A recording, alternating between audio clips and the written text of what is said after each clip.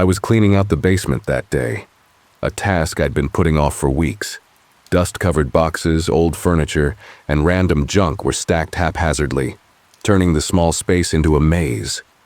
The air was heavy with the scent of mildew and aged wood, but I was determined to clear it out. I shifted a particularly stubborn shelf, my muscles straining against its weight. That's when I heard it. A faint thunk like something hollow on the other side of the wall. I paused, wiping sweat from my brow, and pressed my ear to the wooden paneling. "Is that a draft?" I muttered. The air felt cooler here, flowing through tiny gaps in the wood. That didn't make sense.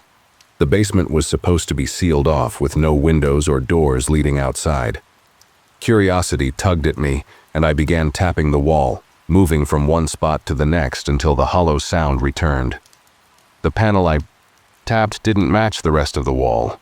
Its wood was slightly darker, and the edges seemed rough, as if it had been hastily installed. My heart quickened as I traced my fingers along the uneven seams, finding a faint gap where the panel met the floor. Grabbing a nearby crowbar, I jammed it into the edge and pried the panel loose. The nails groaned in protest before the board, popped free, revealing darkness. At first, I thought it was just a void, an unfinished part of the basement I'd never noticed before. But as my eyes adjusted, I saw something strange. A narrow staircase descending further into the ground. Each step was made of rough stone, worn smooth at the center as though countless feet had passed over them. "What the hell is this?" I whispered. I glanced back toward the basement door, half expecting someone to call out and tell me I was imagining things. But the house was silent. Just me, the stairs, and the faint sound of air moving through the hidden space. I hesitated. For a moment before grabbing my phone, turning on the flashlight, I leaned forward, the beam cutting through the darkness to reveal more of the stone steps. They disappeared into a deeper void, the light unable to reach whatever waited below, against every instinct screaming at me. To stop, I stepped onto the first stone. The sound of my sneakers on the rough surface echoed faintly, amplified by the tight walls. Each step was colder than the last, the air growing damp and heavy as I descended. The faint smell of earth and decay filled my nostrils, making my stomach churn. When I reached the bottom, the staircase opened into a small room. The walls were made of the same stone, but they were covered in strange carvings, symbols I didn't recognize, etched deep into the rock. They seemed to shimmer in the light of my phone, almost as if they were alive. The room was no bigger than a single-car garage, its edges fading into shadow. In the center, a table stood covered in a thick layer of dust, its surface scattered with papers, old tools, and a rusted lantern. The air felt heavier here, almost oppressive, pressing against my chest with every breath. "What is this place?" I said aloud, my voice barely more than a whisper. I moved closer to the table, my flashlight revealing more details. The tools looked ancient. Chisels, hammers, and knives, their edges dulled with time. The papers were brittle, their edges curling with age. I picked one up, careful not to tear it, and saw lines of text written in an unfamiliar script. The symbols matched the carvings on the walls. The strangest part, though, was the mirror. It was mounted on the far wall, its glass cloudy and cracked. The frame was ornate, carved from dark wood, and decorated with intricate patterns. It didn't belong here. Everything else in the room seemed rough and utilitarian, but the mirror was delicate, almost elegant. As I approached the mirror, a chill ran down my spine. My reflection stared back at me, but something felt off. The cracks in the glass distorted my face, warping it into something unfamiliar. The longer I stared, the more I felt like the reflection was watching me, waiting for me to do something. I reached out, my fingers brushing against the cold surface. For a moment, nothing happened. Then, just as I started to pull away, a faint noise broke the silence, a low hum, deep and resonant, vibrating through the walls. I jerked my hand back, stumbling away from the mirror. My flashlight flickered, the beam sputtering like a dying candle. The hum grew louder, filling the room, and the carvings on the walls began to glow with a faint bluish light. "What the—" I started, but my words were cut off by a sudden thud. The sound came from above, near the staircase. Something heavy had moved and the air seemed to ripple, the chill deepening. I spun around, shining my flashlight toward the stairs, but the beam only illuminated more shadows. The faint draft that had led me to the room was gone. The air felt still, too still, as though the room itself was holding its breath. I backed away from the table, my phone trembling in my hand. When I reached the base of the stairs, I realized what had happened. The panel I had pried open was back in place. Panic surged through me as I grabbed the edges of the staircase, feeling for the seam where the panel met the wall. But it was solid, as if the entrance had never existed. No, no, no, I muttered, pounding on the wood. My voice echoed through the room, but the sound was swallowed by the oppressive air. Then from behind me, the hum returned.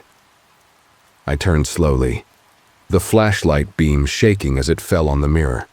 The glow from the carvings was brighter now, their light pulsing in time with the hum. In the glass, my reflection stared back, but it wasn't moving. It wasn't me.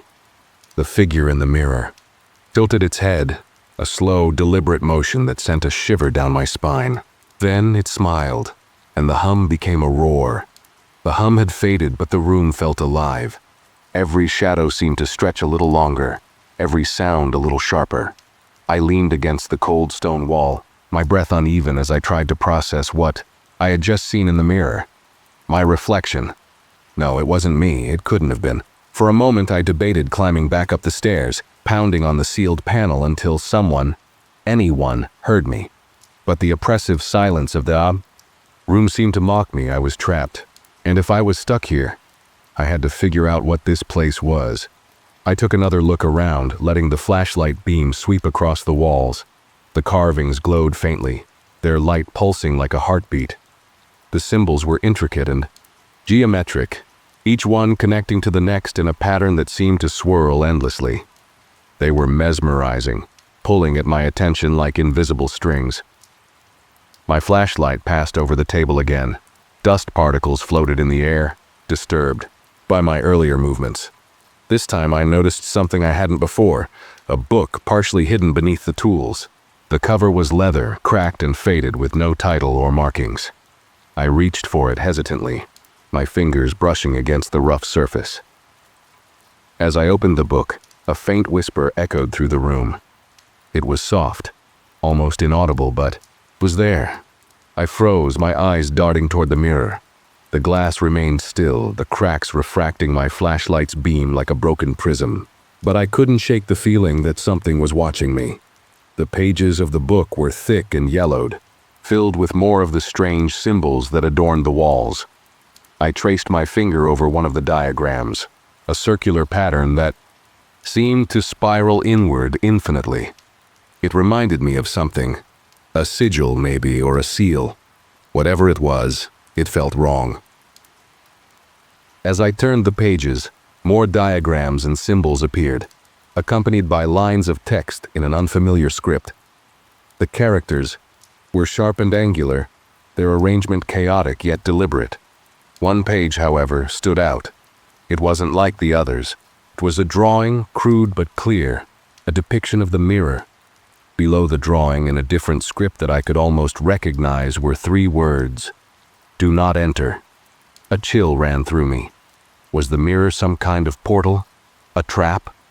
The more I stared at the words, the more they seemed to blur, twisting into something unreadable. I closed the book, my heart pounding. The air felt heavier now, pressing against my chest like an invisible weight. As I turned back to the table, I noticed something else. An old photograph tucked beneath the book. The edges were curled, the image faded, but I could still make out the figures. It was a family, a man, a woman, and a young girl, standing in front of a house that looked eerily similar to mine. The woman's face was smudged, her features distorted, but the man and the girl were clear. The man's expression was solemn, almost grim, while the girl stared directly at the camera, her eyes wide and unblinking. I flipped the photograph over, hoping for some kind of explanation. Written in neat cursive were the words, "The Wardens, 1917. "Wardens?" I muttered aloud. "What does that mean?" Before I could dwell on it, a sudden noise snapped me out of my thoughts.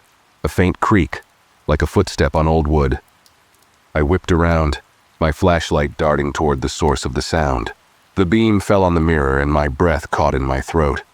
The reflection was wrong again. This time it wasn't just me, it was the whole room, but everything was reversed. The symbols on the walls were flipped, their glow dim and sickly, and the table looked untouched as if I hadn't disturbed it. And in the reflection there was movement. A shadow darted across the glass just out of frame.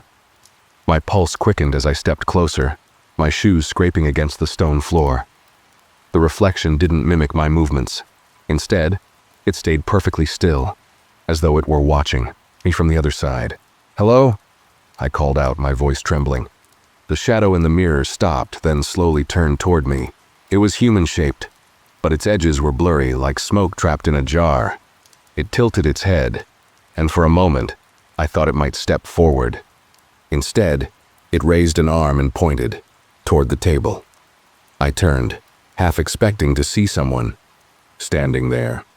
But the table was empty, save for the book, the tools, and the photograph. When I looked back at the mirror, the shadow was gone. The whisper returned, louder this time. It wasn't coming from the mirror. It was coming from the walls. The symbols glowed brighter, their light pulsating in time with the sound. I pressed my back against the cold stone, clutching the flashlight like a lifeline. The whisper wasn't a single voice anymore.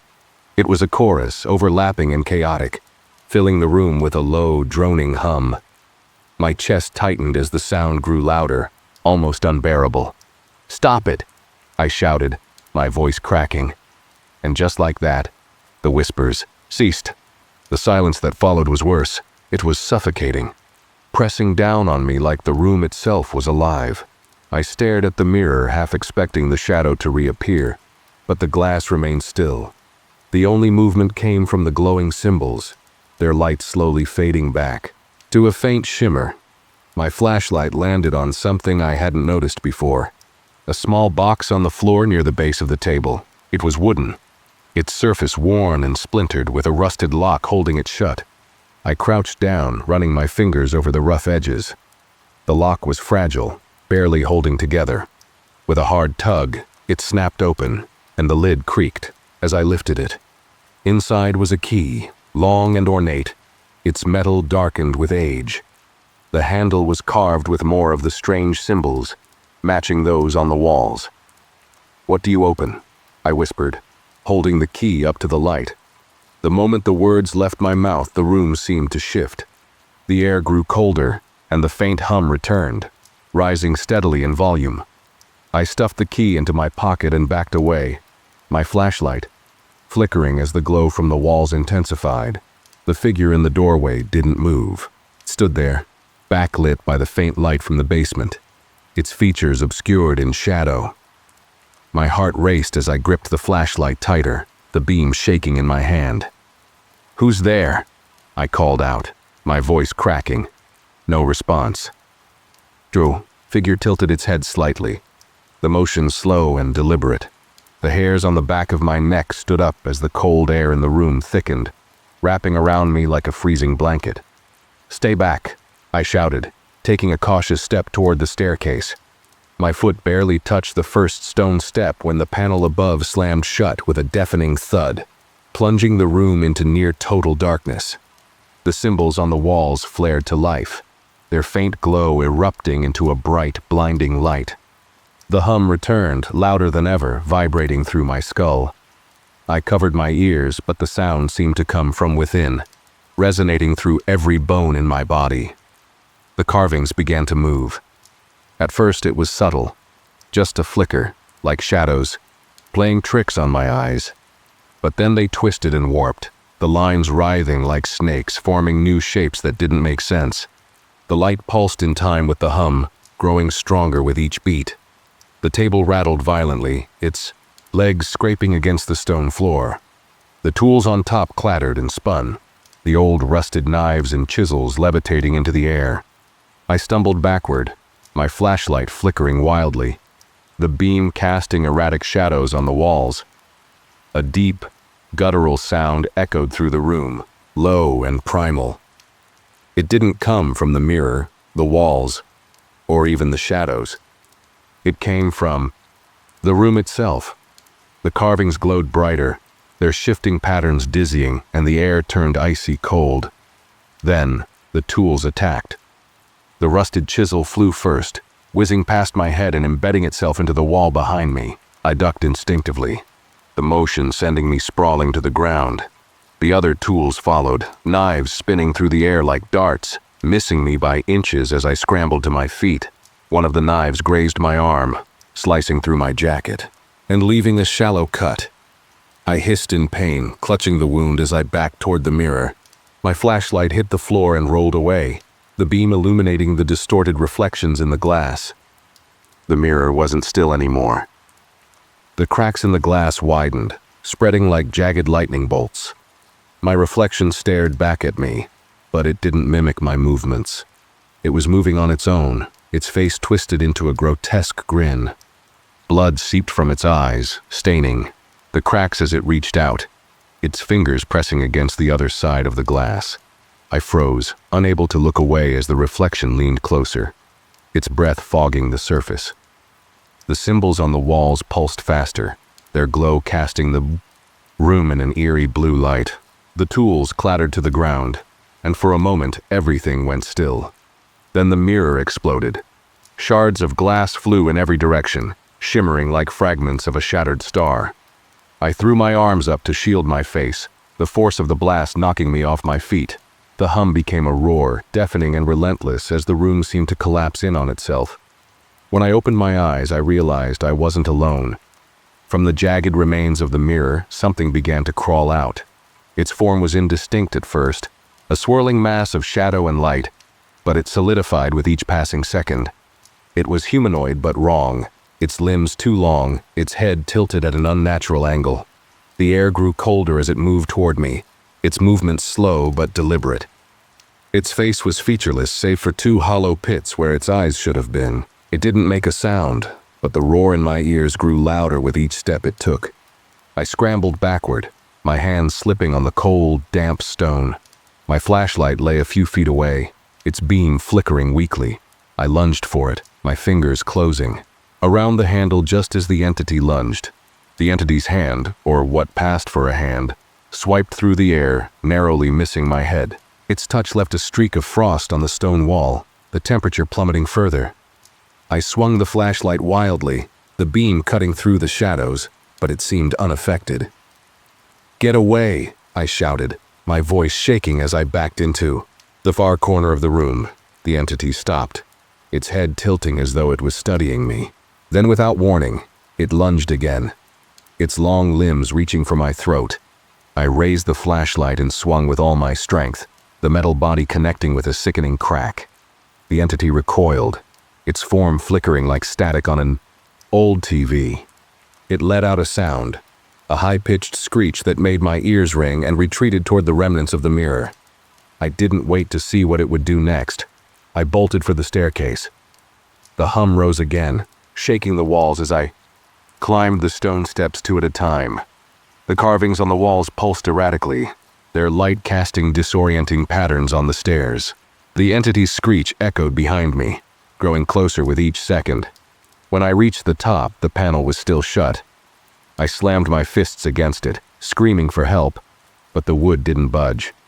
The cold crept up my legs as the entity's presence neared, the temperature dropping so fast that my breath came out in visible puffs. Desperation took over. I turned and kicked the panel as hard as I could, ignoring the pain shooting through my foot. The wood splintered on the third kick, the panel bursting open with a loud crash. I hauled myself into the basement, scrambling to my feet and slamming the panel shut behind me.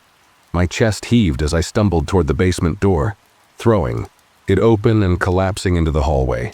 The house was silent, warm, normal, but I couldn't shake the feeling that something had followed me. I slammed the basement door shut and locked it, my hands trembling as I leaned against the wood. For a moment, I allowed myself to breathe. My arm throbbed where the knife had grazed me, and my head buzzed with adrenaline. But I was alive. Somehow, I had escaped, but I knew the room wasn't done with me. Not yet. I sat in the kitchen, A first aid kit open on the table as I bandaged the shallow cut on my arm. My hands shook, adrenaline still coursing through my veins. The events in the room below felt like a fever dream, but the pain in my body and the blood on my sleeve were very real. The book and the photograph I had taken from the room lay on the table in front of me. They were my only clues, my only chance of understanding what I had unleashed. I needed answers, and I needed them fast. I flipped through the book again, careful not to damage its fragile pages. The symbols were still incomprehensible, but the sketches, spirals, circles, and geometric patterns hinted at something deliberate. On one page, I noticed a diagram of the mirror with symbols surrounding it, connected by lines that formed a web. Beneath the diagram were more words in the unfamiliar script, but one stood out, written in larger, bolder characters. Warden. The photograph was equally unsettling. The family, the Wardens, looked out of place, their expressions stoic and cold. The smudged face of the woman was particularly haunting, as if something had erased her from the image. The name and date. On the back, the Wardens 1917 gave me a starting point. I grabbed my laptop and began searching for anything I could find about the Wardens in my house. The results sent a chill down my spine. My house, it turned out, had a history far darker than I ever imagined. It was built in the late 1800s by Elias Warden, a wealthy landowner and self-proclaimed scholar of the arcane. He was known for his eccentricities, hosting secret gatherings and conducting bizarre rituals in the basement, rituals that many believed were meant to commune with the other side. In 1917, Elias's wife, Clara, and their young daughter, Beatrice, disappeared without a trace. The official story was that they had left town, but rumors swirled that Elias had sacrificed them in one of his rituals. A few months later, Elias himself vanished, and the house remained abandoned for decades. The name Warden sent me back to the book. I realized that the word wasn't just a name, it was a title. Elias Warden wasn't just a homeowner. He was a gatekeeper, a guardian. But of what? Desperate for more information, I ventured back into the attic, where I had first found the chest. My flashlight cut through the dusty gloom as I sifted through the boxes and piles of forgotten belongings. At the bottom of a trunk filled with moth-eaten clothes, I found what I was looking for: a journal. The journal belonged to Elias Warden himself. The cover was cracked leather, and the pages were brittle with age, but the handwriting was surprisingly clear. I flipped through the entries, scanning for anything that might explain the room and the mirror. Elias's entries were a mix of ramblings, diagrams, and meticulous notes about his experiments.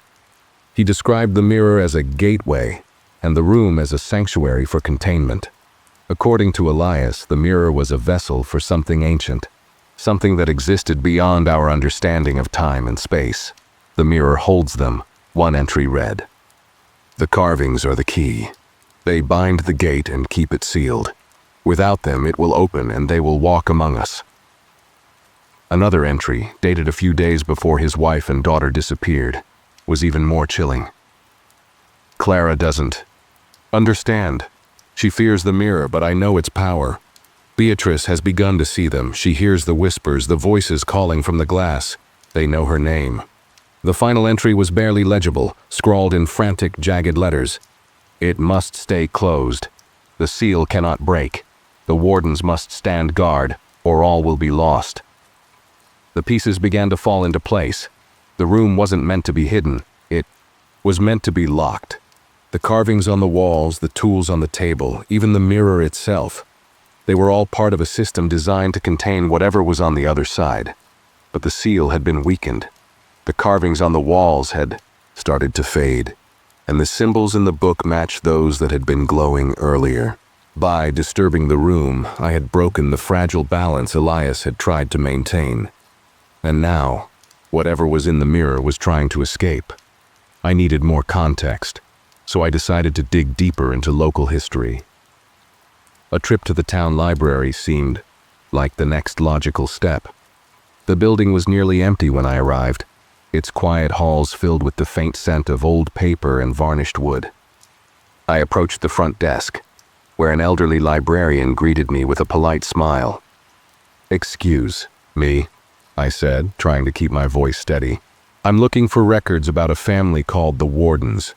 They lived in my house a long time ago." Her smile faded slightly, replaced by a look of curiosity and something else. "The Wardens?"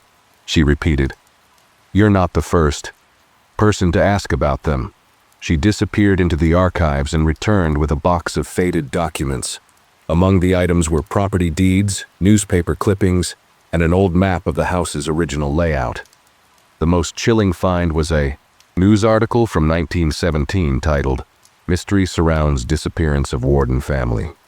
The article recounted the strange events leading up to their disappearance. Lights seen in the basement late at night, strange chanting heard by neighbors, and a report of a blood-curdling scream that had echoed through the house on the night Clara and Beatrice vanished. One detail in the article stood out. The Warden family's role as keepers of the house remains shrouded in secrecy. Rumors persist that the property was built to contain something far more sinister than just eccentricities. I returned home with the journal, the book, and the photograph, my mind racing. Elias had sacrificed everything, his family, his sanity, to keep the seal intact. But why? What was so dangerous that it required such desperate measures? And more importantly, what was I supposed to do now that the seal had been broken? Back in the house, the atmosphere felt different. The air was colder, heavier, and the shadows seemed to shift when I wasn't looking. I avoided the basement, but the hum followed me, faint and persistent, like a warning I couldn't escape. I spread the documents across the kitchen table, my eyes darting between the journal, the photograph, and the old map. The layout of the house had changed over the years, but one thing remained constant: the room. It was marked as sanctuary on the map, and the mirror was labeled as the gate. I realized then that the key I had found wasn't meant to open something.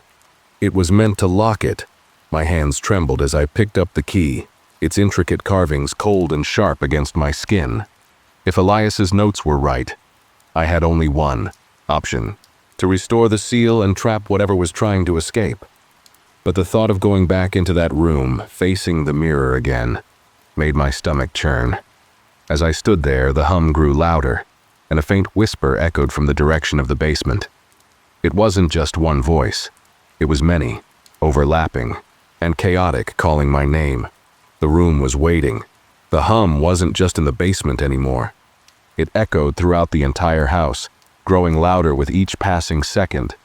It was in the walls, the floor, and even in the air I breathed. Every instinct told me to run, but I knew it wouldn't help. The room wasn't just waiting, it was spreading. As I stood in the kitchen, the lights flickered, casting long, jagged shadows on the walls. The air turned icy cold, frost forming along the edges of the window panes. I backed away from the table, clutching the key tightly in one hand and the journal in the other. The hum shifted into a low, guttural growl. I spun around to face the basement door, which rattled violently on its hinges. The sound was deafening, like something massive was slamming against it from the other side. Then, with a splintering crack, the door flew open. Thick, black smoke poured out of the basement, swirling like a living thing. It spread across the floor in tendrils snaking toward me. The smell of earth and decay filled the room, making my stomach churn. I stumbled back, dropping the journal as the smoke crept closer. From within the darkness, shapes began to emerge. Shadowy figures, their forms shifting and twisting like static on a broken TV. They had no faces, only hollow voids where their eyes should have been. They moved slowly at first, their heads tilting as though studying me. Then they lunged. I turned and ran, my feet slipping on the frost-covered floor as I bolted toward the stairs. The shadows followed, their movements jerky and unnatural. Their elongated limbs scraped against the walls, leaving deep gouges in the plaster.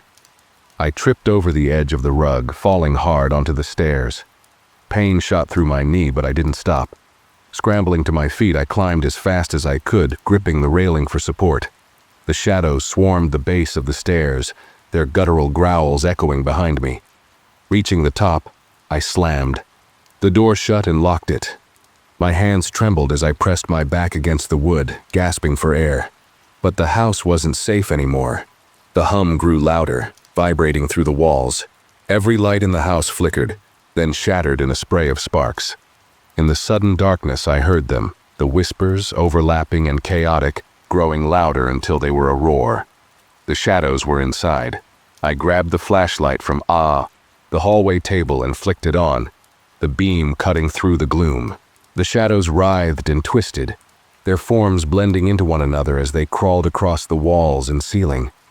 I swung the light toward them, and for a moment they recoiled, their movements faltering. The light hurt them. It was the only weapon I had. I darted into the living room, grabbing the old lantern I'd found in the basement. My hands shook as I fumbled with the matches, striking one after the other until the wick caught.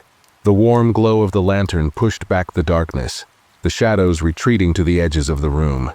They hissed and growled, their shapes distorting as they pressed against the light's boundary. My heart pounded as I held the lantern high, the flickering flame casting jagged shadows on the walls. But the reprieve was short-lived. From the corner of my eye, I saw it, a reflection. The mirror from the basement, its frame splintered and cracked, stood in the hallway where it hadn't been before. Its surface shimmered like liquid, the cracks spreading as the shadows surged toward it. The whispers grew louder, forming words I couldn't understand. The mirror pulsed with light, its glow casting the room in an eerie blue hue. I realized, with a sinking feeling, that the shadows weren't retreating. They were being drawn back into the mirror, and it was opening. The surface of the mirror rippled, and from within, something began to emerge. At first, it was just a hand, long, clawed fingers that stretched impossibly far, gripping the edges of the frame. Then came the rest of it. The entity from the basement crawled out, its form larger and more defined. Its hollow eyes burned with a cold, pale light, and its jagged teeth gleamed as it let out a soundless scream. The shadows surged toward it, merging into its body as it grew. I backed away, clutching the lantern tightly. "No, no, no," I whispered, my voice barely audible over the roar of the whispers. The entity reached out, its claws raking across the walls and leaving deep, smoldering marks. The house groaned and shuddered as though it were alive, the floor buckling beneath my feet. I stumbled, the lantern nearly slipping from my grasp. The entity lunged, its claws swiping through the air. I ducked, the motion sending me crashing into the hallway table. The journal and the key tumbled to the floor, and I scrambled to grab them. The moment my fingers closed around the key, the symbols etched into its surface began to glow. The entity recoiled, letting out another soundless scream as the glow intensified. The shadows around it writhed in agony, their forms dissolving into wisps of smoke. I didn't know how or why, but the key was the answer. Elias's journal had called it the seal, the only thing capable of binding the mirror's power. If I could use it, maybe I could stop this nightmare. Clutching the key and the lantern, I forced myself to my feet. The entity loomed over me, its form flickering and unstable, but I didn't hesitate. I ran toward the mirror. The entity screamed, its clawed hands reaching for me. The shadows surged forward, blocking my path. I swung the lantern wildly, the flame cutting through the darkness just enough for me to push through. I reached the mirror and held up the key. The symbols glowed brighter, their light reflecting in the mirror's surface. The entity lunged again, but this time it was too late. The key's light burst outward, filling the hallway with a blinding brilliance. The mirror shook violently, its surface rippling as the shadows and the entity were pulled back inside. The house groaned one final time before falling silent. When the light faded, the mirror was gone. Only the key remained, its glow dimming. As I collapsed to the floor, gasping for air, I sat there in the darkness, clutching the key like a lifeline. The house was quiet again, but I knew it wasn't over. The mirror might be gone, but the seal wasn't complete. I had to go back to the room. The house was silent, but it was the kind of silence that pressed against your eardrums, making you hyper-aware of every breath, every heartbeat. My body was shaking, my grip on the key tight enough to leave indentations in my palm. The mirror was gone, but I could feel its presence like a phantom limb. The whispers had faded, but the hum was back, low, constant, and growing louder. I knew what I had to do. I had to go back to the room. This time, not to run, but to end it. I lit the lantern again, the warm glow giving me just enough courage to move. The basement door loomed ahead, the frost from earlier now dripping in thick rivulets as it melted. My heart pounded as I stepped forward, pushing the door open with my free hand. The staircase was just as I'd left it, cold, steep, and uninviting. But the air was different now. It wasn't just cold, it was suffocating, thick with the weight of something unseen. Each step creaked under my weight, the sound echoing unnaturally in the confined space. At the bottom, the panel was already open, revealing the gaping void of the secret room. The room was no longer the dusty, forgotten space I had first entered. The carvings on the walls glowed with an intense, blinding light, their patterns shifting and writhing like living things.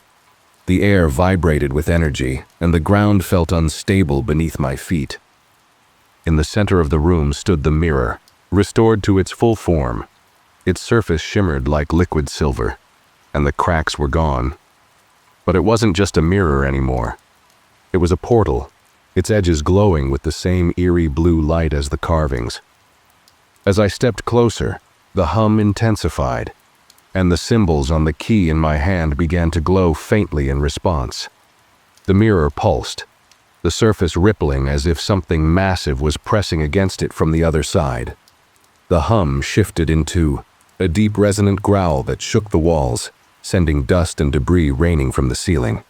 Then, the mirror exploded outward, not in shards of glass, but in a burst of shadow and light. The entity emerged, larger and more defined than before. Its form was monstrous, its hollow eyes burning with a pale, unearthly glow. Its claws scraped against the floor as it stepped forward, dragging tendrils of darkness with it. This time it didn't hesitate. It lunged straight at me. I threw myself to the side, the entity's claws raking through the air where I had stood. The lantern crashed to the ground, the glass shattering as the flame extinguished. Darkness consumed the room, but the glow from the carvings and the key provided just enough light to see the creature's silhouette. It moved faster than I could react, its shadowy form closing the distance between us in seconds. I raised the key instinctively, the symbols on its surface flaring to life. The creature screeched, recoiling as the light from the key struck it. Its body flickered like static, but it wasn't enough to stop it. I stumbled backward, my mind sing. The journal's words echoed in my head. The carvings are the key. They bind the gate and keep it sealed. The carvings. They weren't just decoration. They were the lock. I looked around the room, my eyes scanning the glowing symbols on the walls. The patterns were incomplete, their lines interrupted by cracks and faded sections. I realized what I had to do. The key wasn't just a weapon. It was meant to restore the seal. The entity lunged again, its claws swiping at my leg. Pain shot through me as its touch left a streak of frost and burned like ice. I bit back a scream, using the adrenaline to push myself toward the nearest wall. I pressed the key against one of the carvings, and the reaction was immediate. The symbols flared brighter, their lines connecting and reforming as the glow spread outward. The entity let out a guttural roar, its form flickering wildly as the seal began to take shape. The room shuddered violently, the floor cracking beneath me as the entity lashed out. Its claws struck the wall, narrowly missing my head. As I moved to the next section of carvings, the key pulsed in my hand, guiding me to the places where the seal was weakest.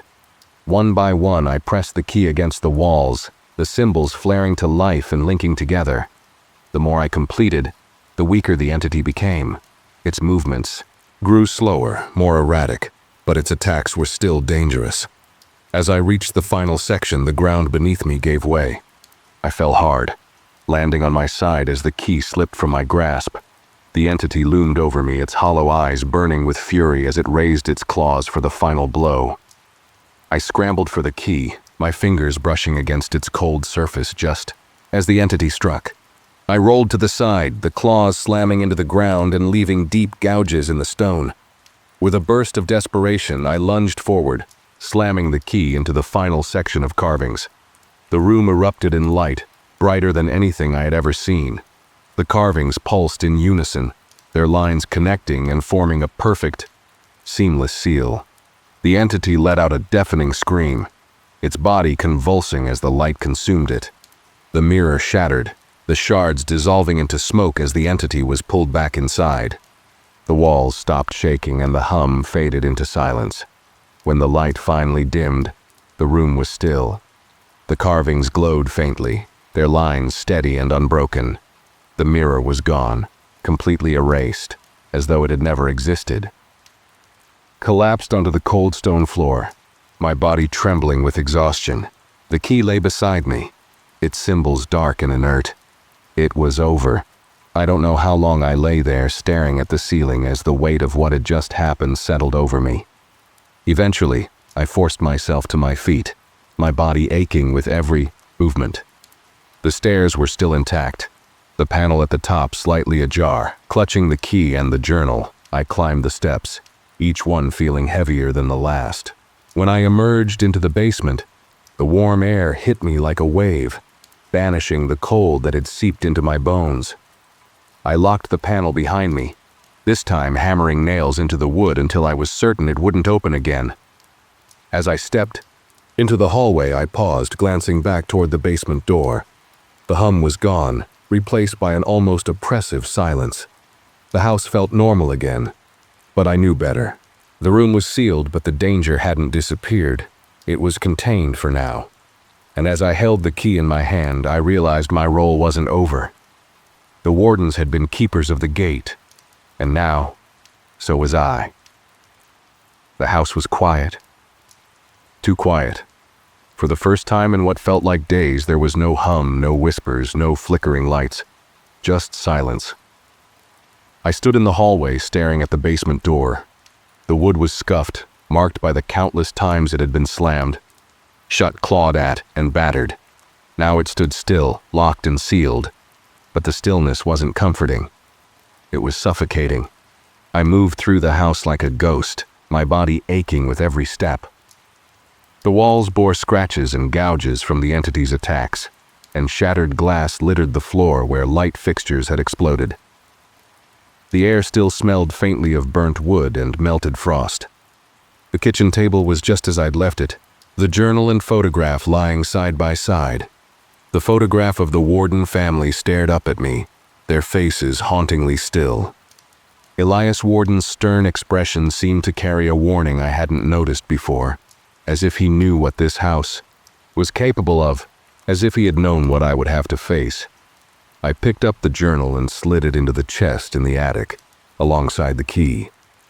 It wasn't over, not really, but for now, I needed distance from everything that had happened. That night, I sat on the couch, staring at the boarded-up basement door. My leg throbbed where the entity had clawed me, and my mind raced with images I couldn't shake. The glowing carvings, the shifting shadows, the mirror. I wanted to believe it was over, that sealing the room had ended the nightmare. But deep down I knew better. The mirror might be gone, but its presence lingered, like the faint smell of smoke after a fire. Every creak of the house made my heart race. Every shadow seemed too long, too dark. Even in the warmth of the living room, I couldn't shake the cold that had seeped into my bones in that room. The key lay on the table in front of me, its symbols dull and lifeless now. It looked ordinary, unremarkable, but I knew the power it held. It wasn't just a key, it was a seal, a weapon, and a responsibility. Elias Warden's words echoed in my mind. The Wardens must stand guard, or all will be lost. I wasn't a Warden, by blood, but I had inherited the role. The thought was almost laughable. I wasn't a guardian, a gatekeeper, or anything close to it. I was just someone who had stumbled into something too big to understand. But now, it was my burden to bear. Over. The next few days I tried to return to normal. I went back to work, ran errands, and even tried to sleep through the night. But the house refused to let me forget. Neighbors who had once greeted me warmly now avoided my eyes. The elderly librarian I'd spoken to about the wardens watched me with quiet curiosity whenever I passed by. People whispered behind my back, their conversations halting abruptly when I came near. The house had a reputation, I realized, and now, so did I. A week later, I couldn't take it anymore. The basement door was like a wound that refused to heal, a constant reminder of what lay beneath. I grabbed a hammer and nails, intending to seal it for good, but as I approached, I hesitated. I pressed my ear to the door, straining to hear anything. There was no hum, no whispers, no growls, just silence. But the silence didn't feel like safety. It felt like waiting. I nailed the door shut anyway, driving the nails deep into the wood until I was certain nothing could open it again. Then I stepped back and stared at my work, trying to convince myself that it would hold. That night, I dreamed of the room. I was back in the basement, standing at the foot of the stairs. The panel was gone, replaced by the gaping void of the open room. The carvings glowed faintly, their light pulsing in time with a heartbeat I could feel in my chest. The mirror was there, whole and unbroken, its surface shimmering like liquid silver. My reflection stared back at me, but it wasn't me. It was someone else, someone older with eyes that had seen too much. The reflection smiled, and I woke up gasping for air. I started making plans to leave the house. I told myself it was practical. The damage to the walls and floor, the memories I couldn't escape. But deep down, I knew the truth. The house wasn't mine anymore. It never had been. It belonged to the room, to the mirror, to the legacy of the wardens. But selling the house wasn't an option. How could I explain the sealed basement, the missing mirror, the scratches, and the burns? Who would believe me? And worse, what if someone reopened the room? The house was a prison, but I was its guard. The night before I was supposed to meet with a real estate agent, I found another photograph. It wasn't in the attic or the basement. It was on the living room table, lying next to the key. My heart sank as I picked it up. It was the same family, from before, the wardens. But this time there was a fourth figure in the photograph, me. I was standing beside Elias, my face expressionless, my eyes dark and hollow. Written on the back were 3 words: "It never ends." I don't know if I'll ever truly escape the room. I've sealed the door, hidden the key, and buried the truth as best I can. But I can't escape the dreams, the whispers, or the feeling that the mirror is still watching me. And every time I pass the basement door, I hear it, the faintest hum growing louder. I couldn't ignore the basement any longer. For weeks, I'd heard it, the faintest hum, low and steady like a distant engine running beneath my feet. At first, I thought it was just the old boiler acting up, or maybe some pipes settling. But the sound wasn't random. It didn't fade or change. It was constant, unrelenting, and it was coming from behind the locked door. The basement had always made me uneasy. When I bought the house, I barely glanced at it during the walkthrough. It was just a damp, unfinished space with a few shelves and a water heater. But now, as I stood at the top of the stairs, staring at the door at the bottom, it felt like the basement had been waiting for me. I held the key tightly in my hand, its metal cold and unfamiliar. I hadn't even known the door had a lock until recently, when I found the key in a box of junk left by the previous owners. It was ornate, with strange symbols etched into the handle, symbols that didn't match anything else in the house. Taking a deep breath, I stepped down into the basement. The air grew colder with each step I took, my breath visible in the dim light of the single bulb overhead. The hum grew louder as I approached the door, vibrating through the floor and into my chest. The wood was old, scratched, and warped, as if it had been forced to keep something in or out for far too long. I slid the key into the lock, my hands trembling. The click echoed in the stillness, louder than it should have been. For a moment, I hesitated. Every instinct screamed at me to turn back, to leave the door locked and forget about the hum. But curiosity is a powerful thing. I turned the knob and pushed the door open. The first thing I noticed was the smell. It wasn't musty like the rest of the basement. It was metallic and sharp like old blood. The air was colder here, almost freezing, and it carried a faint whisper that seemed to come from every direction at once. The room itself was wrong. It wasn't part of the original basement. That much was clear. The walls were made of stone, slick with moisture, and the floor was uneven, like it had been carved out of the earth by hand. Symbols were etched into the walls, glowing faintly with a bluish light that pulsed like a heartbeat. In the center of the room stood a single object, a mirror. It was tall, nearly 7 feet, with an ornate frame carved from dark wood. The glass was cracked, the fractures forming patterns that almost seemed deliberate. As I stepped closer, I saw my reflection staring back at me, distorted by the cracks. But something about it felt off. I raised my hand and my reflection did the same, but it was delayed, just a fraction of a second. I waved, and it followed, but slower, as if it were watching me, waiting for the right moment. A faint whisper echoed again, this time louder. I spun around, shining my flashlight into the corners of the room. There was nothing there, no sign of movement, no source of the sound, just the mirror and the symbols on the walls. When I turned back, my reflection was smiling. I stumbled backward, my flashlight shaking as I tried to steady my breathing. The mirror rippled like water, the cracks shifting and twisting into new patterns. My reflection leaned forward, pressing its hands against the glass. Its smile widened, revealing teeth that were too sharp, too numerous. The hum became a roar, shaking the walls and sending dust cascading from the ceiling. The mirror vibrated violently, and then, with a deafening crash, it shattered. Shards of glass flew through the air, catching the faint blue light and scattering it like stars. From the shards, something emerged. It wasn't human, not entirely. Its form was humanoid, but its limbs were too long, its body covered in shifting shadows that seemed to writhe and twist with a life of their own.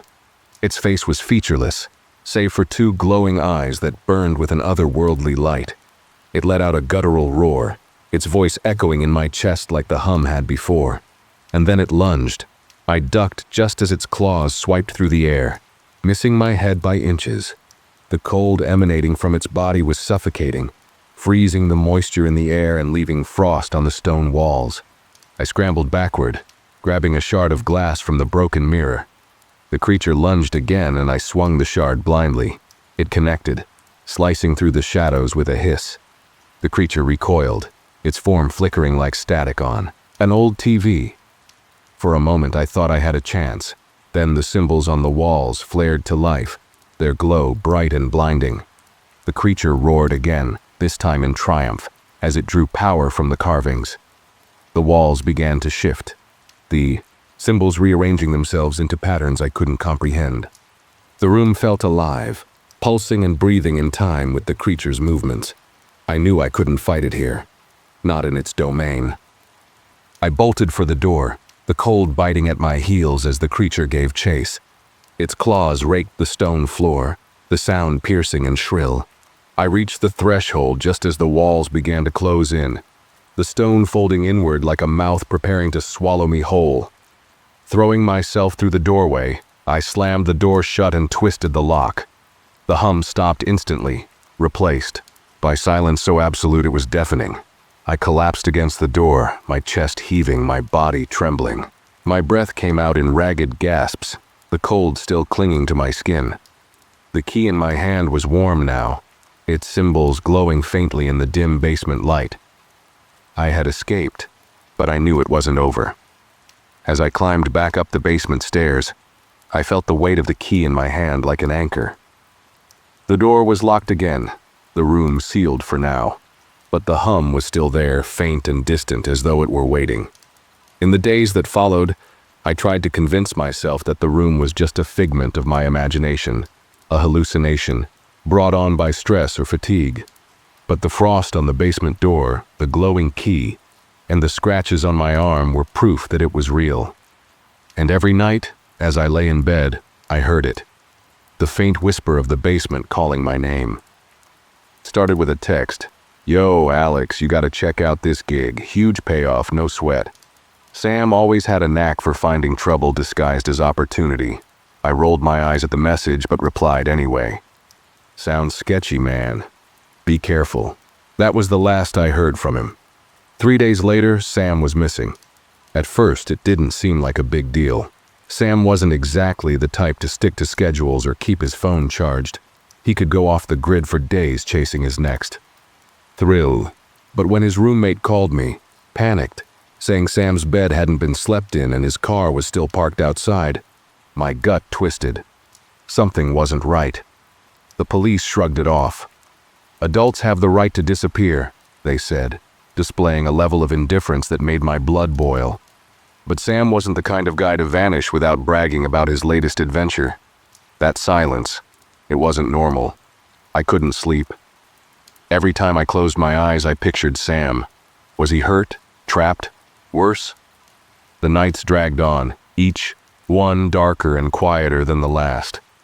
My apartment felt oppressive, like the walls were closing in.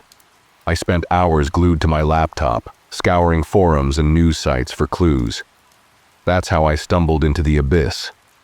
It started with a thread on a missing persons forum, people talking about loved ones disappearing under strange circumstances. One story hit close to home. Someone had gone missing after talking about a big score. The replies were a rabbit hole of cryptic warnings and chilling anecdotes. Check. The dark web, one post said. There's a place where they sell things, people. At first I dismissed it as conspiracy nonsense. The dark web? Human auctions? It sounded like something out of a violent thriller. But the more I read, the harder it became to ignore the pattern. Names of missing people popping up on dark web forums. Links to encrypted sites where the unthinkable happened. And then at 2:13 a.m., my inbox chimed. The subject line read, "Looking for Sam?" My heart stopped. The sender was anonymous. The email address a random string of letters and numbers. There was no text, just a single link. My first instinct was to delete it. This was insane, dangerous. But then I thought about Sam, out there somewhere needing help. I couldn't just ignore it. I clicked. The screen went black for a moment, and my stomach dropped. Had I just done something stupid? My laptop buzzed back to life, the display glowing with a single word. Enter. I hesitated. This was the kind of thing you didn't come back from. But Sam's face flashed in my mind, grinning, reckless, alive. Any chance he was behind that screen, I took it. I clicked enter. The site loaded slowly, the screen filling with stark black and white text. No graphics, no ads, just lines of unsettling conversation. It was a forum, the kind you see in documentaries about hackers and criminals. People were posting about auctions, inventory, and deliveries. My stomach churned as I scrolled through the threads.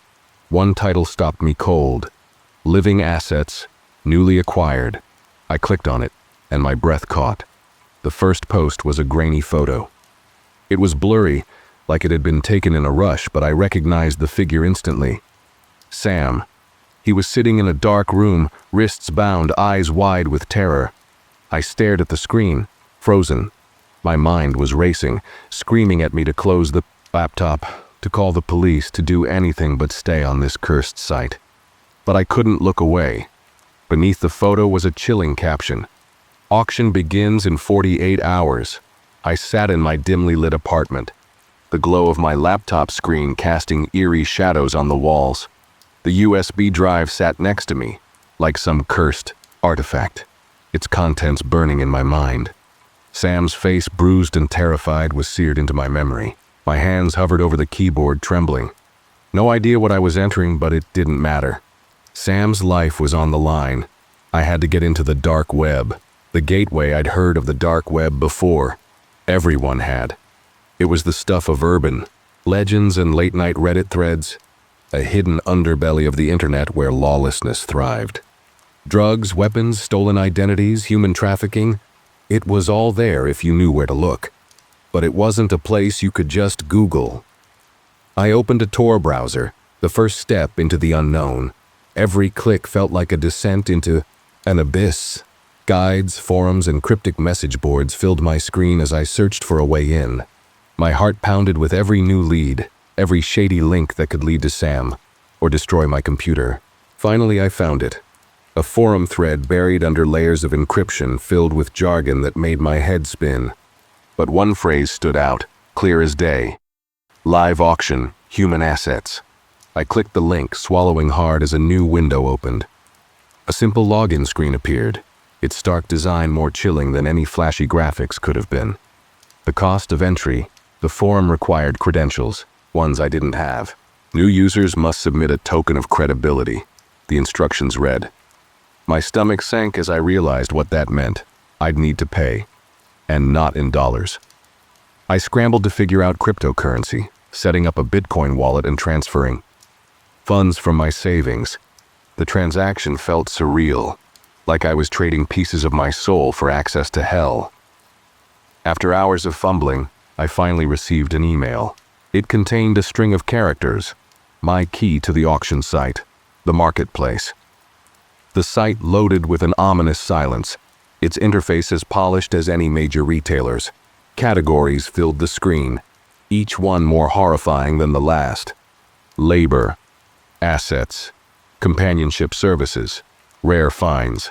My throat tightened as I clicked on live auctions. A timer at the top of the page counted down to the next event. 12 hours, 43 minutes. Scrolling down, I saw thumbnails of people. Faces. Frozen in fear, despair, or resigned emptiness. Sam wasn't there. Yet. The chat room below the auction listings was a chat room. The messages flooded in, each one more depraved than the last. How's the inventory tonight? I am looking for someone young and obedient. Hope they have. Better stock than last week. Prices were ridiculous. I clenched my fists, my nails digging into my palms. These weren't people to them. They were objects, things to be bought and sold. Among the filth, one user stood out. Admin Reaper. Their messages were rare but commanding. It was clear they were running the show. All bids are final, no refunds, no disruptions. I had to find a way to contact them.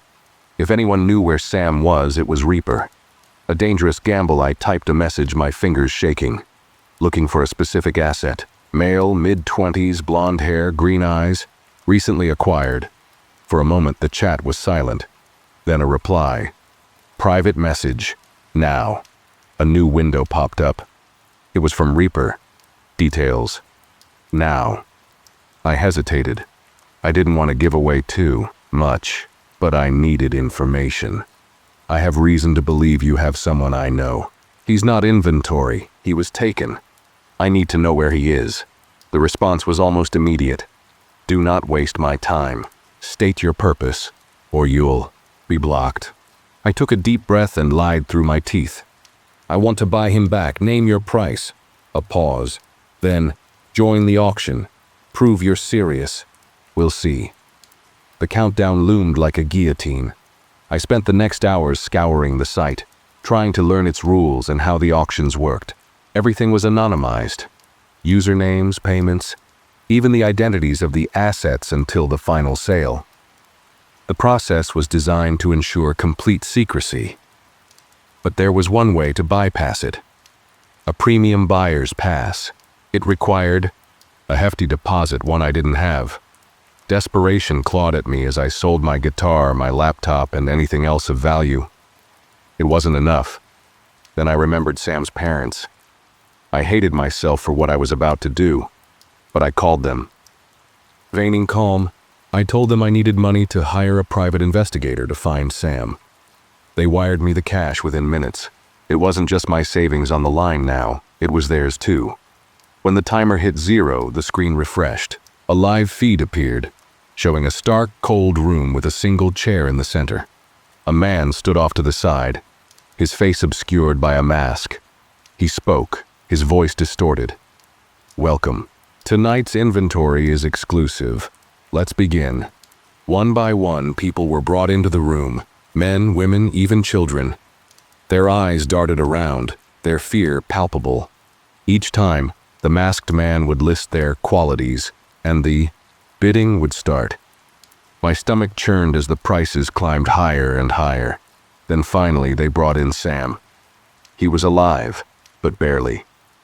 His head hung low, his hair matted with blood. When he looked up, I saw the fight still flickering in his eyes. My hands hovered over the keyboard, ready to type my bid. "This one's special," the masked man said. "Highly sought after." Starting at 25 BTC, I typed furiously, raising the bid. My heart raced as the numbers climbed. Someone else was bidding against me, relentlessly.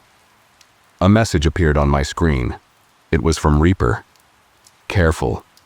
You're attracting attention." I ignored it, focusing only on Sam. But the higher I bid, the more I realized I couldn't win. The other buyer wasn't backing down. Reaper sent another message. "Meet me, you want him, we talk terms, not here." I didn't have a choice. As the auction ended, I followed Reaper's instructions, my heart pounding with every keystroke. Reaper directed me to a private chat room where their tone shifted, from cold to almost amused.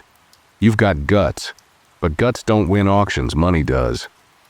"What do you want?" I typed, barely able to see through the sweat dripping into my eyes. "Information. I give you Sam. You give me something in return." "What kind of information?"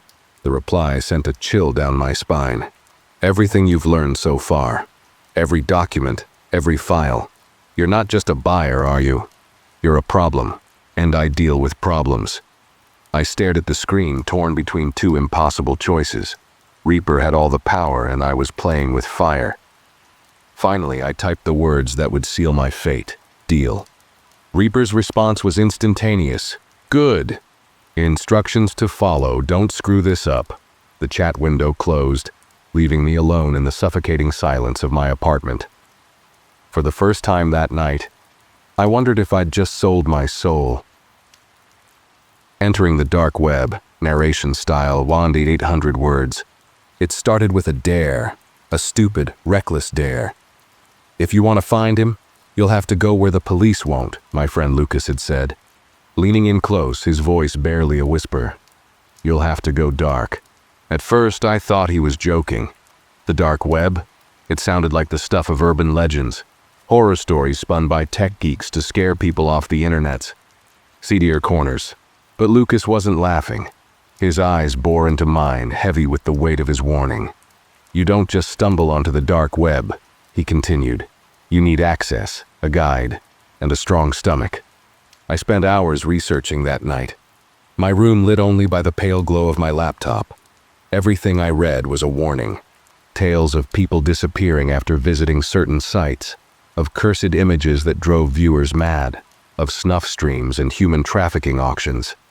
It sounded insane, too grotesque to be real. And yet Sam's face kept flashing in my mind. He'd vanished 3 weeks ago, leaving behind nothing but a cryptic voicemail. "Something's wrong," he'd said, his voice trembling. "I found something I shouldn't have. I need help." The police had dismissed it as another case of a college kid running off the grid. "He'll come back when he's ready," they said, their faces bored, their voices dismissive. But I knew better. Sam was meticulous and cautious. He wouldn't just disappear, not without a reason. Lucas had warned me to stay away, but desperation breeds recklessness. I found a guide, a shadowy figure in an online forum who called themselves Crypt Keeper. Their posts were cryptic, but they seemed to know the way. I sent a message, my hands trembling as I typed. "I need to access the dark web. How do I start?" Their reply came almost instantly.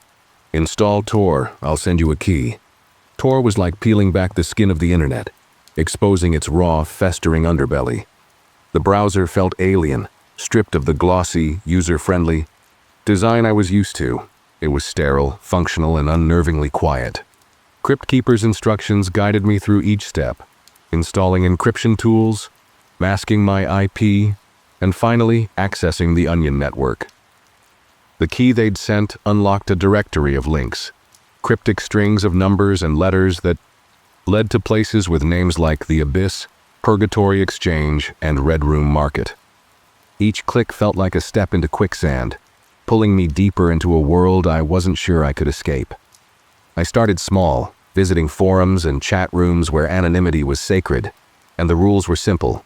Don't ask questions, don't share personal information, and above all, don't trust anyone. The conversations ranged from mundane to horrifying. Discussions about illegal software and stolen identities gave way to darker topics, bidding wars over people's lives, whispered rumors of cursed auctions, and the occasional chilling post about missing persons.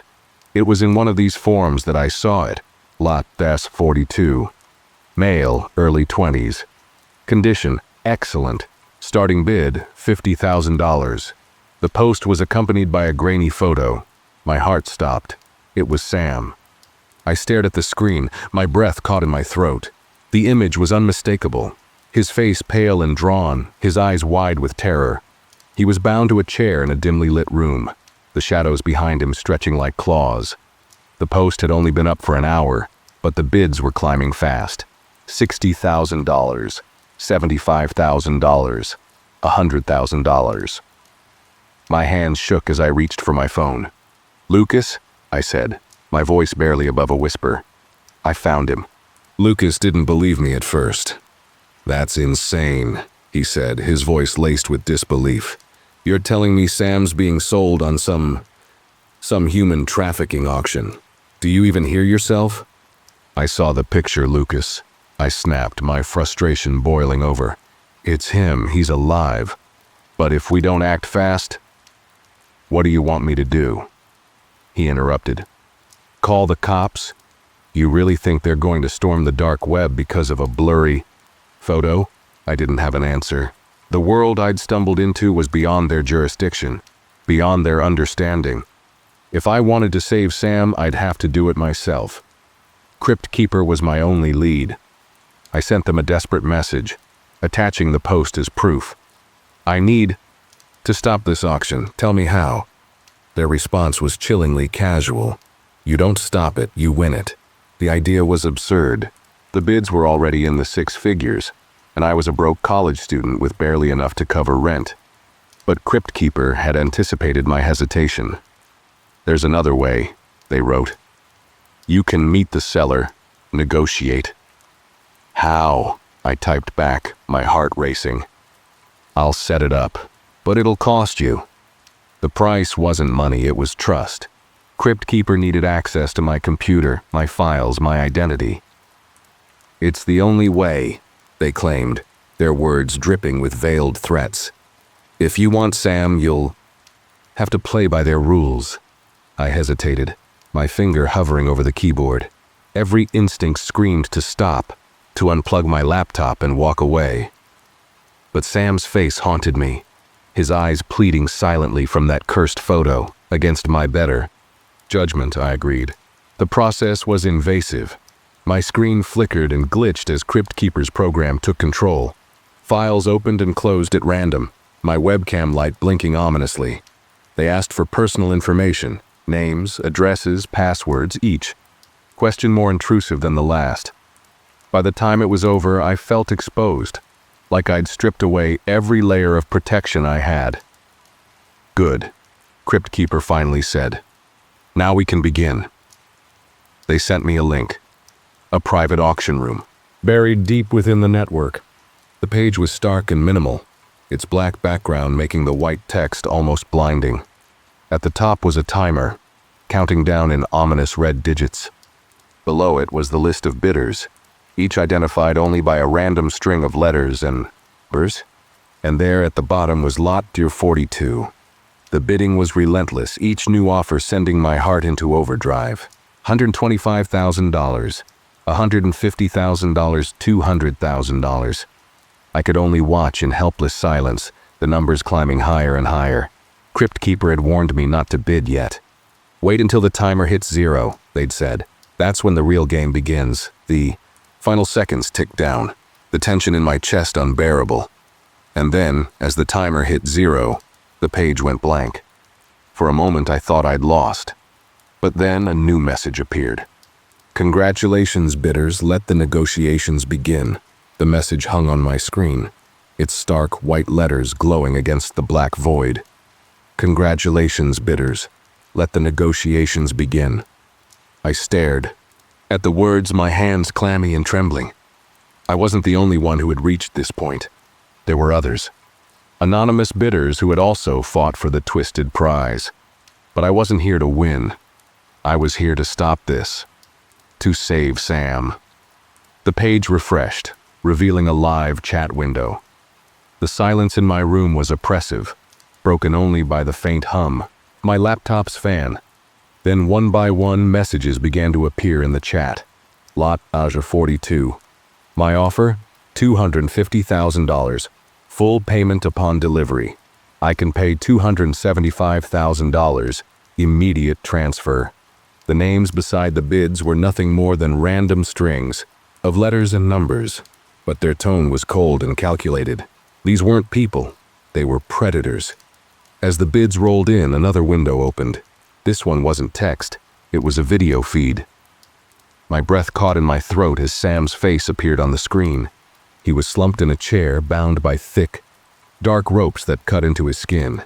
The room around him was dimly lit, the walls bare and cold. He looked thinner than I remembered, his face pale and gaunt, his eyes sunken with exhaustion. But he was alive. That was all that mattered. The sound of his ragged breathing filled my headphones, and I felt a sharp pang of guilt. This was my best friend, someone I'd known since childhood, and I'd failed him. I'd let him slip into this nightmare. A new message appeared on the screen, this one from the seller. Final negotiations will occur in 10 minutes. You will receive instructions shortly. The timer in the corner of the screen began to count down. My heart raced as I stared at Sam's image, the seconds ticking by like a death knell. I didn't have a plan, just the overwhelming urge to do something, anything to save him. Crypt Keeper's message popped up in the private chat window. Listen carefully, you're in. When the instructions come, follow them exactly, no deviations. I wanted to scream at them, to demand answers, but I knew it wouldn't help. I was playing by their rules now. The instructions came in the form of a cryptic set of coordinates. The chat erupted with confusion and excitement as the bidders deciphered the message.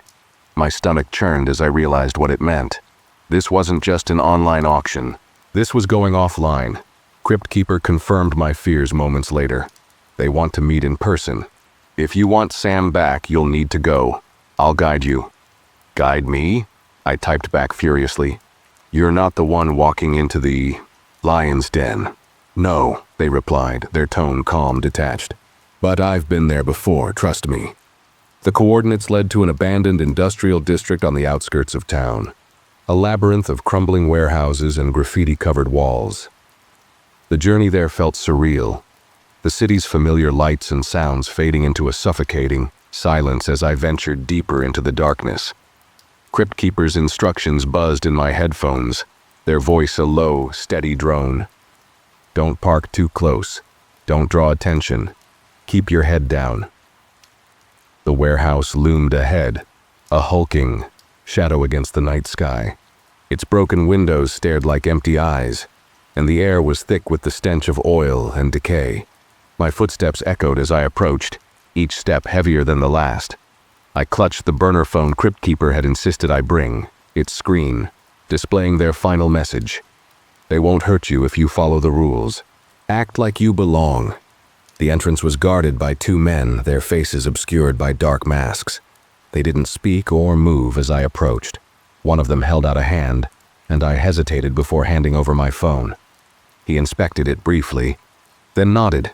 The other gestured for me to follow. Inside, the air was colder, sharper. The space was vast, its high ceilings lost in shadow. A faint hum filled the room, a low mechanical whine that set my teeth on edge.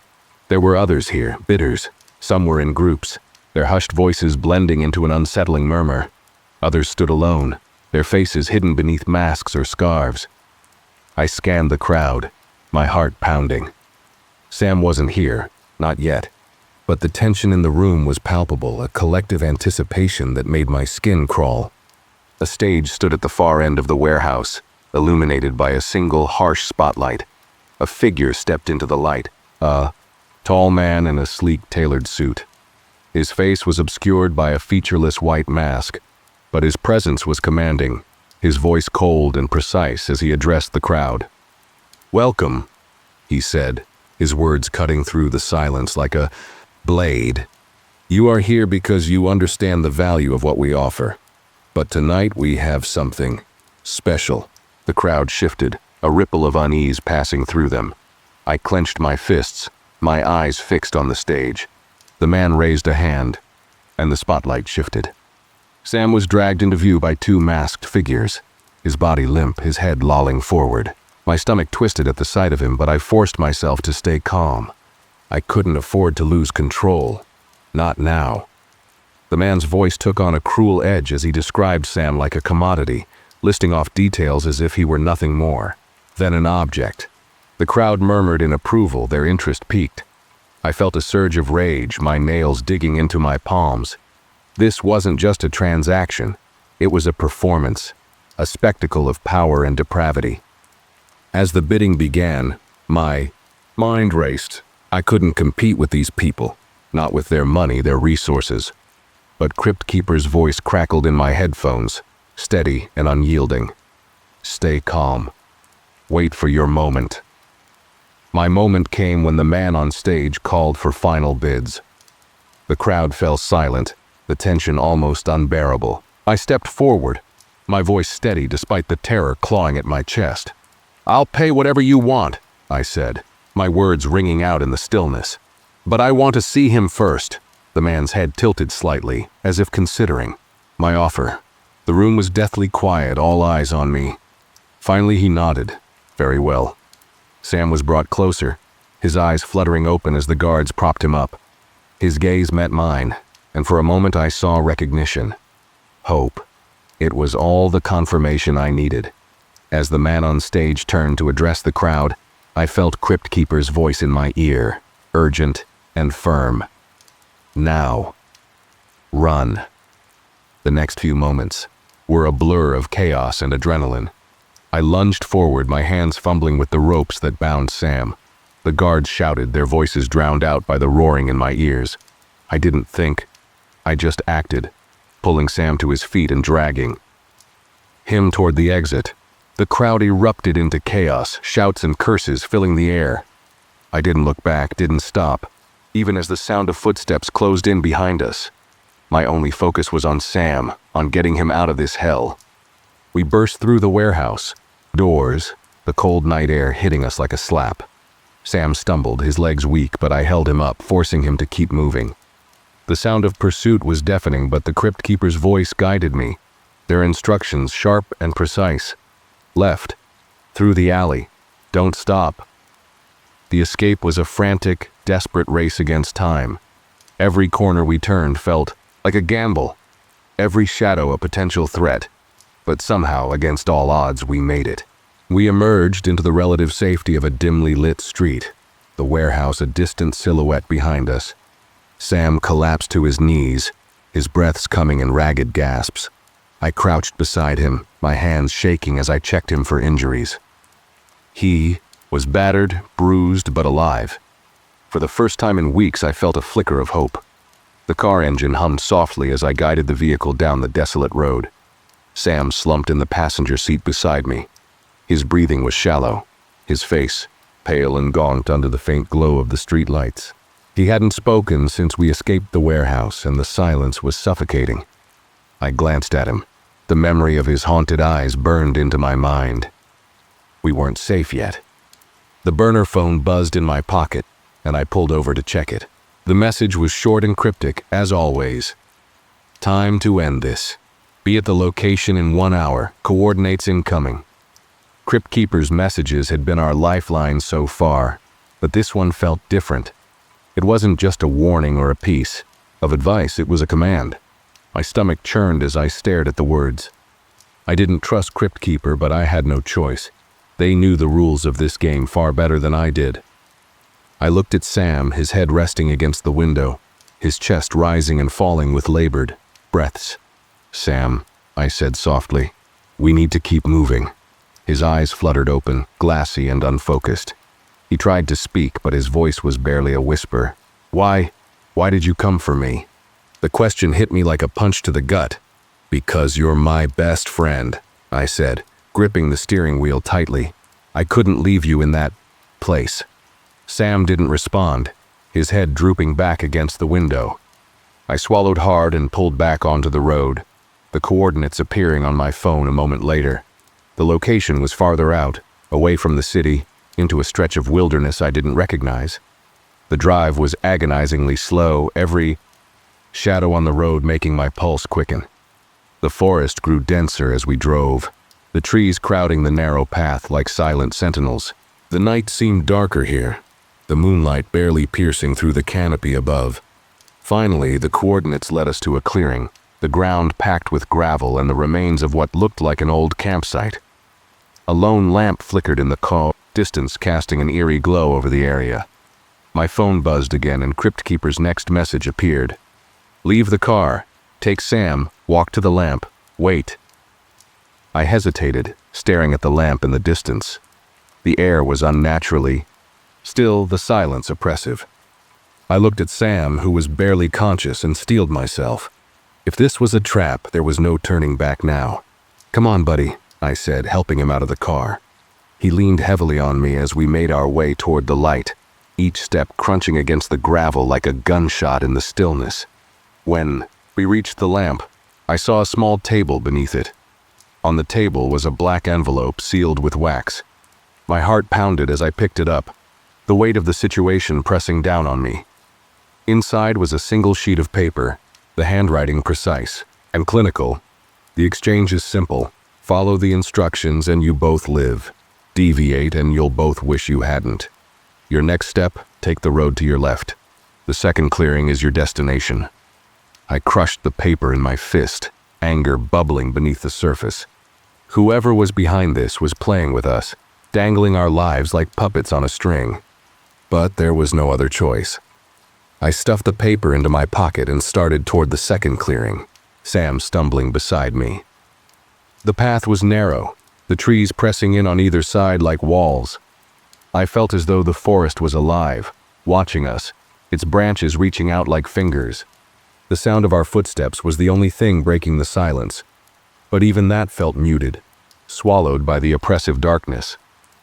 We reached the second clearing after what felt like an eternity. This one was larger, the ground covered in a thin layer of mist that seemed to glow under the moonlight. In the center was another table, this one larger, with a briefcase sitting atop it. A figure stood behind the table, their face obscured by a smooth, featureless black mask. The masked figure didn't move as we approached, their posture rigid, their presence unnervingly still. My instincts screamed at me to run, but I forced myself to stay calm. "Is this it?" I asked, my voice hoarse. "Is this the end of this nightmare?" The figure tilted their head slightly, as if amused. They reached for the briefcase and opened it, revealing stacks of cash inside. "This," the figure said, their voice distorted and mechanical, "is the price for freedom." I narrowed my eyes. "I'm not here for money, I just want Sam safe." The figure's head tilted again. "You think freedom comes without a cost?" The weight of their words sent a chill down my spine. This wasn't just about money. This was about control, power. They wanted to see how far I was willing to go. "What do you want from me?" I demanded, my voice rising. The figure pointed to a small device sitting beside the briefcase. Looked like a remote, a single button in the center. "Press the button," they said. "Then you'll know." I stared at the remote, my hand trembling as I reached for it. The figure didn't move, their black mask reflecting the dim light. Sam stirred beside me, his voice weak. Don't do it," he whispered. But I didn't have a choice. I pressed the button. A sound erupted from the forest, a low, guttural growl that made the hairs on the back of my neck stand on end. The trees seemed to shudder, the mist thickening around us. I turned to the figure, panic rising in my chest. "What did you do?" I shouted. They didn't answer. Instead, they stepped back, disappearing into the shadows as the growling grew louder. The ground beneath us began to vibrate, the mist swirling like a living thing. Shapes emerged from the darkness, hulking, shadowy figures with glowing red eyes. They moved with an unnatural fluidity, their forms constantly shifting, as if they were made of smoke. Sam gripped my arm, his nails digging into my skin. "We have to get out of here," he gasped, but the figures surrounded us, their growls rising into a deafening cacophony. I realized too late that this wasn't just an exchange. It was a test, and we were the pawns. I pulled Sam behind me, my mind racing for a way out. The figures closed in, their glowing eyes locking onto us with predatory intent. My breath came in short, panicked gasps as I searched the clearing for anything that could help. Then the lamp from the first clearing flickered in the distance. Crypt Keeper's voice crackled in my earpiece. "Run! Now!" I didn't need to be told twice. Grabbing Sam, I bolted toward the light, the sound of the creatures close behind us. The forest seemed to close in, the trees a blur as we sprinted. Through the darkness, my lungs burned, my legs screamed in protest, but I didn't stop. The growls grew louder, the creatures gaining on us. I could feel their breath on the back of my neck, the air around us thick with their presence. We burst into the first clearing, the lamp's light blinding after the suffocating darkness. The creatures hesitated, their forms dissolving at the edges as they neared the light. I didn't stop running until we reached the car, slamming the side door shut and locking it behind us. Sam collapsed in the passenger seat, his chest heaving. I gripped the steering wheel, my hands shaking, my heart pounding like a drum. We were alive for now. But the GPS led us deeper into the industrial district, a place that seemed abandoned even in the light of day. But now, in the dead of night, it felt like the edge of the world. The shadows were long, the air thick with the scent of rust and decay. The buildings loomed like sentinels, their windows blacked out or shattered, the walls graffitied with cryptic symbols that only heightened my unease. I parked the car in front of an old warehouse, its towering steel doors partially ajar. The coordinates matched. This was the place. My palms were slick with sweat as I turned to Sam, who sat slumped in the passenger seat, his eyes glazed with exhaustion. He hadn't spoken much since we escaped the last nightmare, but now he managed. A weak, almost pleading. "Are you sure about this?" I wasn't sure about anything, but there was no turning back now.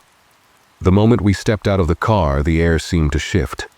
It wasn't just cold, it was oppressive, as if the atmosphere itself was pushing down on us. A single light flickered above the warehouse door, casting erratic shadows across the cracked pavement.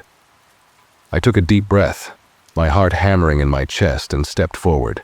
The interior of the warehouse was cavernous, its walls lined with rusting machinery and crates stacked haphazardly.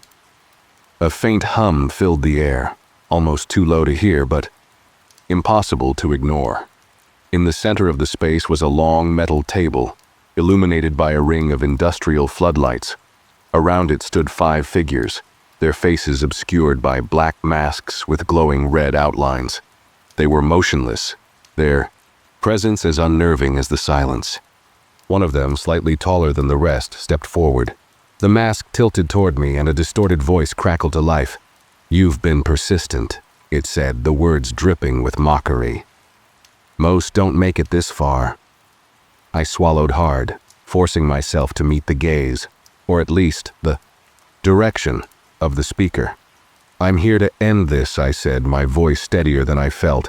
"I want answers, and I want Sam free."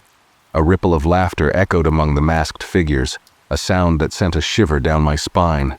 "Freedom," the speaker repeated, their tone almost amused. "Do you think you've earned that?" Before I could respond, another figure stepped forward, placing a sleek black laptop on the table. The screen lit up, displaying a live feed from what looked like a dark web auction room. Rows of usernames filled the screen, along with a bidding window that climbed with alarming speed. The item being auctioned was labeled in cold, clinical text. Lot 43, human subject. Condition, recovered from. External retrieval, starting bid, $50,000. My stomach dropped as I realized the truth. Sam wasn't just a victim of some underground network. He was inventory. He had been taken, dehumanized, and sold like a piece of property. And now it seemed they were preparing to do it again. "What the hell is this?" I demanded, my voice rising. "You're trafficking people, turning lives into commodities." The figure closest to me leaned in, their mask mere inches from my face. "You misunderstand," they said. their voice low and menacing. "This isn't just trafficking, this is a market. A trade in souls, memories, and identities. People don't just buy bodies, they buy control." My blood ran cold. The cryptic messages, the terrifying encounters, the endless pursuit. It all clicked into place. This wasn't just about Sam. This was about something much larger, something darker than I had ever imagined. "You've already interfered more than you should have," the speaker continued. "But we're willing to offer you a deal." I tensed, every instinct screaming at me to run, even as I forced myself to stay rooted to the spot. "What kind of deal?" I asked. The masked figure gestured to the laptop, where the bidding had reached a staggering $150,000. "You walk away, now, and we'll let him go. No strings attached. You can take your friend and disappear, but you leave the rest to us." The offer was a trap, I knew that much. But the way they said it, so calm and confident, made it sound almost reasonable. I glanced at Sam, who was barely standing, his body swaying as he leaned against a rusted support beam. "No," I said finally, my voice firm. "I'm not leaving until you shut this down. All of it." The laughter returned, colder this time, echoing off the metal walls like the tolling of a bell. "You think you can stop this?" the speaker said, their voice dripping with disdain. "This is bigger than you, bigger than us. We are merely conduits." "Conduits for what?" I demanded. The figure didn't answer immediately. Instead, they stepped aside, revealing something I hadn't noticed before. A massive steel door at the back of the warehouse, its surface covered in symbols that seemed to writhe and shimmer under the light. "For them," the speaker said, simply. The steel door groaned open, revealing a void so dark it seemed to swallow the light. A chill swept through the warehouse, and with it came a sound, a low, guttural noise that defied comprehension. It wasn't human, nor was it entirely mechanical. It was something else. Someone ancient and malevolent. The masked figures stepped back, their heads bowed in what looked like reverence. The speaker turned to me, their voice softer now, almost tender. "You've seen the edge of the web," they said. "But this is its core, the ones who pull the strings, the ones who demand the sacrifices." The void pulsed, and for a moment, I thought I saw shapes moving within it, twisted, shadowy forms that seemed to flicker in and out of existence. My chest tightened, and my vision blurred. The room felt like it was spinning, the walls closing in around me. "You can still leave," the speaker said. "Take your friend and forget you ever found this place. Or you can step through the door and see the truth." I didn't trust them. I didn't trust any of this. But I couldn't just walk away. Not after everything I had seen. "I'm not going anywhere without Sam," I said, my voice trembling but resolute. The speaker tilted their head. "Very well," they said. "But remember, knowledge comes at a price." The void seemed to grow, the darkness spilling out like ink, swallowing the light and filling the warehouse with an unbearable pressure. Sam clutched my arm, his nails digging into my skin. "We need to leave," he whispered, his voice hoarse. "Please, we need to go now." But it was too late. The void was alive, and it wasn't letting us go. The last thing I saw before the darkness consumed us was the masked figures retreating into the shadows, their laughter ringing in my ears. And then, there was nothing. The darkness wasn't just a lack of light, it was alive. It clung to my skin like oil, suffocating and invasive, worming its way into my thoughts. I could hear it too, a pulsating hum that seemed to come from inside my skull. Sam's grip on my arm was the only tether keeping me grounded, though his shaking told me he was barely holding on. "Run," he whispered, his voice trembling. "We have to." Before he could finish, a deafening roar echoed through the void, a sound that defied explanation. It was neither beast nor machine, but something far more primal, more alien. The ground beneath us trembled, and I could feel the vibrations coursing up through my legs, threatening to shatter my resolve. "Run where?" I hissed back, my eyes straining against the impenetrable blackness. There was no direction, no sense of space, just an endless, oppressive void. And then, like a sickening omen, a faint red light appeared in the distance. It pulsed rhythmically, growing stronger with each beat. Shapes began to emerge around it, twisting and writhing forms that defied logic. They moved with a fluidity that made my stomach churn, their outlines flickering like a dangerous signal. Sam let out a strangled cry and stumbled backward, pulling me with him. "It's them," he gasped. "The ones they serve. We're not supposed to be here." The red light expanded, revealing more of the shapes. They weren't fully solid, half-formed like shadows given mass. Their eyes glowed faintly, pinpricks of burning crimson that seemed to pierce through my very soul. One of them stepped forward, its movements impossibly smooth, like a predator toying with its prey. "Leave him alone!" I shouted, my voice breaking. I stepped in front of Sam, though every instinct screamed at me to run. The thing stopped, tilting its head as if studying me. For a moment there was silence, broken only by the sound of my own ragged breathing. And then, it spoke. "You've come too far," it said, its voice a guttural whisper that seemed to reverberate inside my chest. "This is not your domain." I couldn't respond. The words caught in my throat as the thing took another step closer. Its presence was overwhelming, a crushing weight that made it difficult to stand. I glanced back at Sam, who was on the verge of collapsing. If we didn't move now, we'd never make it out. Gathering every ounce of courage I had left, I grabbed Sam by the arm and turned toward where we'd come from, or at least where I thought we'd come from. The void offered no landmarks, no direction, but I forced my legs to move, dragging Sam behind me. The red light flared, and suddenly the things were moving. They didn't run or walk, they flowed, their bodies shifting and contorting as they closed the distance. The hum grew louder, almost deafening, and with it came whispers, words I couldn't understand but which filled me with an unspeakable dread. "Faster," I shouted, my voice barely audible over the noise. Sam stumbled, nearly pulling me down with him, but I tightened my grip and kept moving. The air grew colder, biting at my skin, and I could feel the darkness pressing in around us, trying to swallow us whole. A faint glimmer of light appeared ahead, a pale flickering glow that offered the barest promise of escape. It was the warehouse, our way out. But the things were right behind us now, their whispers turning into guttural growls. I could feel their breath on the back of my neck, cold and wet, as if the void itself was alive and hungry.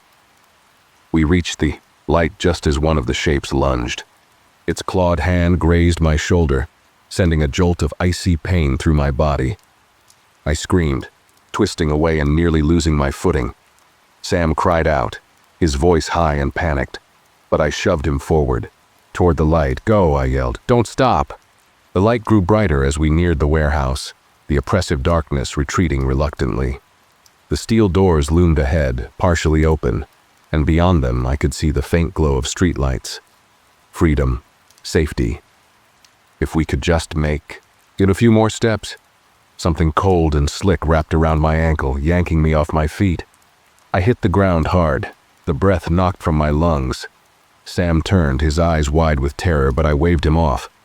"Don't stop," I gasped, struggling against the thing that had me.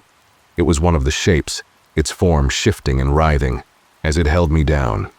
Its face, or what passed for a face, loomed close, its glowing eyes boring into mine. "You will not leave," it hissed. "You belong to us now." A surge of adrenaline shot through me. I kicked out with my free leg, connecting with something solid. The thing recoiled, its grip loosening just enough for me to break free. I scrambled to my feet, my heart pounding. As I sprinted toward the door, Sam was already outside, waving frantically for me to hurry. The shapes were closing in, their growls echoing through the warehouse. I could feel them at my back, their presence like a storm bearing down on me. With one final burst of energy, I threw myself through the doors and into the night. The cool air hit me like a slap, and for a moment, I just lay there, gasping for breath. Sam helped me to my feet, his face pale and streaked with tears. "We have to go," he said, his voice trembling. "Now." We stumbled to the car, the sounds of the warehouse fading behind us. I didn't look back. I didn't want to see if they were following.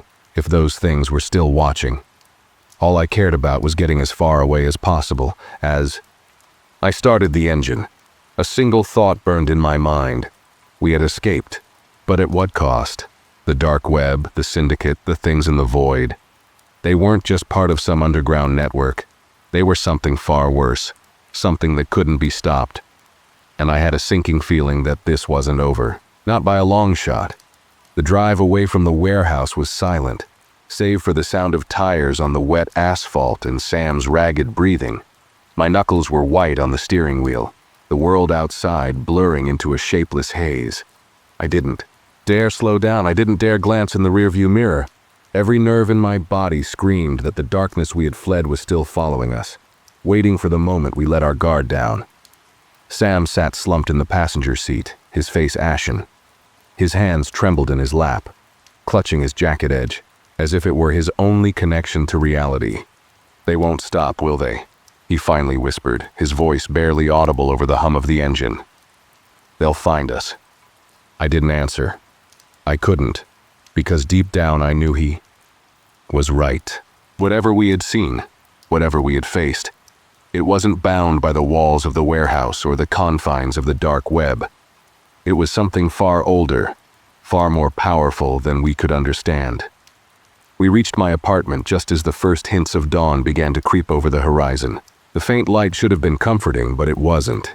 It felt thin, fragile, as if the darkness still held the upper hand. I double-checked the locks on the door, pulled the curtains tight, and sat down heavily on the couch, my head in, my hands. Sam paced the room, his movements jerky and restless. "We have to tell someone," he said, his voice breaking. "The police, the FBI, anyone. They need to know what's out there." "And what do we tell them?" I shot back, my voice harsher than I intended. "That we found a friend on the dark web being auctioned off by shadow monsters? That we were almost dragged into some kind of hell dimension? They'd lock us up." Sam stopped pacing, his eyes wild. "We can't just do nothing." I stood and faced him, feeling the weight of everything we had been through pressing down on me. "We survived," I said. "That's enough, for now." But it wasn't enough. Not really. The nightmares started that very night. I dreamt of the warehouse, the red light, and the shifting, writhing shapes. They whispered to me, their words incomprehensible but filled with malice. In the dream, I was back in the void, running endlessly but never escaping. And always, just out of sight, I could feel them watching. I woke up drenched in sweat, my heart pounding. The room was dark, too dark, and for a moment, I thought I could hear the faint hum from the void. I stumbled out of bed and turned on every light in the apartment, the shadows retreating grudgingly to the corners. Sam wasn't faring any better. He called me the next morning, his voice hoarse and panicked. "They're still here," he said. "I saw them last night outside my window, just watching." I didn't know how to respond.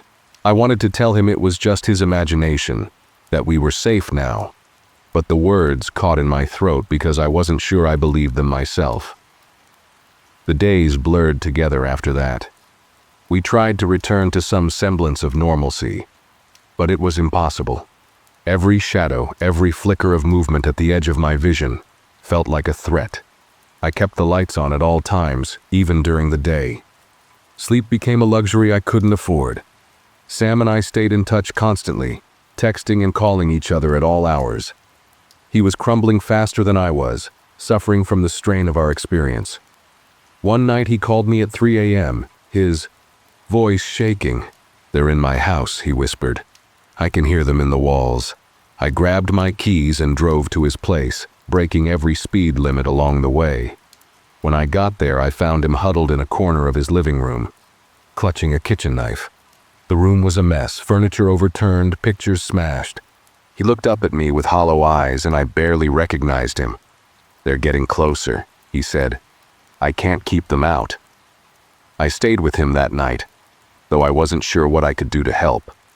We sat in silence, the knife still in his hand as the hours crawled by. The shadows in the room seemed to move on their own, shifting and stretching unnaturally. At one point, I thought I saw something. a flicker of red light in the corner of my eye. But when I turned, it was gone. By morning, Sam was calmer, but only just. I tried to convince him to leave, to go somewhere far away, but he shook his head. "It doesn't matter where we go," he said. "They'll follow." I didn't argue. I couldn't. The breaking point came a few days later. I hadn't heard from Sam all day, and when I called, his phone went straight to voicemail. Panic set in as I drove to his house, my mind racing with worst-case scenarios. The front door was unlocked, the house eerily quiet. I called out for him, my voice echoing through the empty rooms. And then I saw it, a faint red glow coming from his bedroom. I hesitated, every instinct screaming at me to turn back. But I couldn't leave him, not without knowing. I pushed open the door and froze. The room was empty save for a single blood-red mask lying on the bed. It pulsed faintly, as if alive. The same hum I had heard in the void filled the air, and I felt a cold dread wash over me. Sam was gone. I don't know how I made it out of the house. The next thing I remember, I was back in my car, the engine roaring as I sped away. I haven't been back since. I don't think I could handle it, but the nightmares haven't stopped. The shadows haven't stopped. And sometimes late at night, I still hear the hum. I've started seeing things, flickers of red light in the distance, shapes moving in the corners of my vision. They're still watching, they are still waiting. I've tried to stay away from the dark web, but the temptation is always there. Part of me wants to go back, to try to find answers, to figure out what happened to Sam.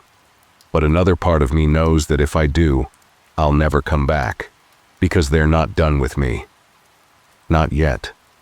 And the worst part? I think I'm starting to hear the whispers. "Caroline!" The voice echoed behind me, sharp and twisted, but it wasn't my name, it wasn't human. It sounded wrong, like metal scraping against stone, stretched and distorted into something almost familiar.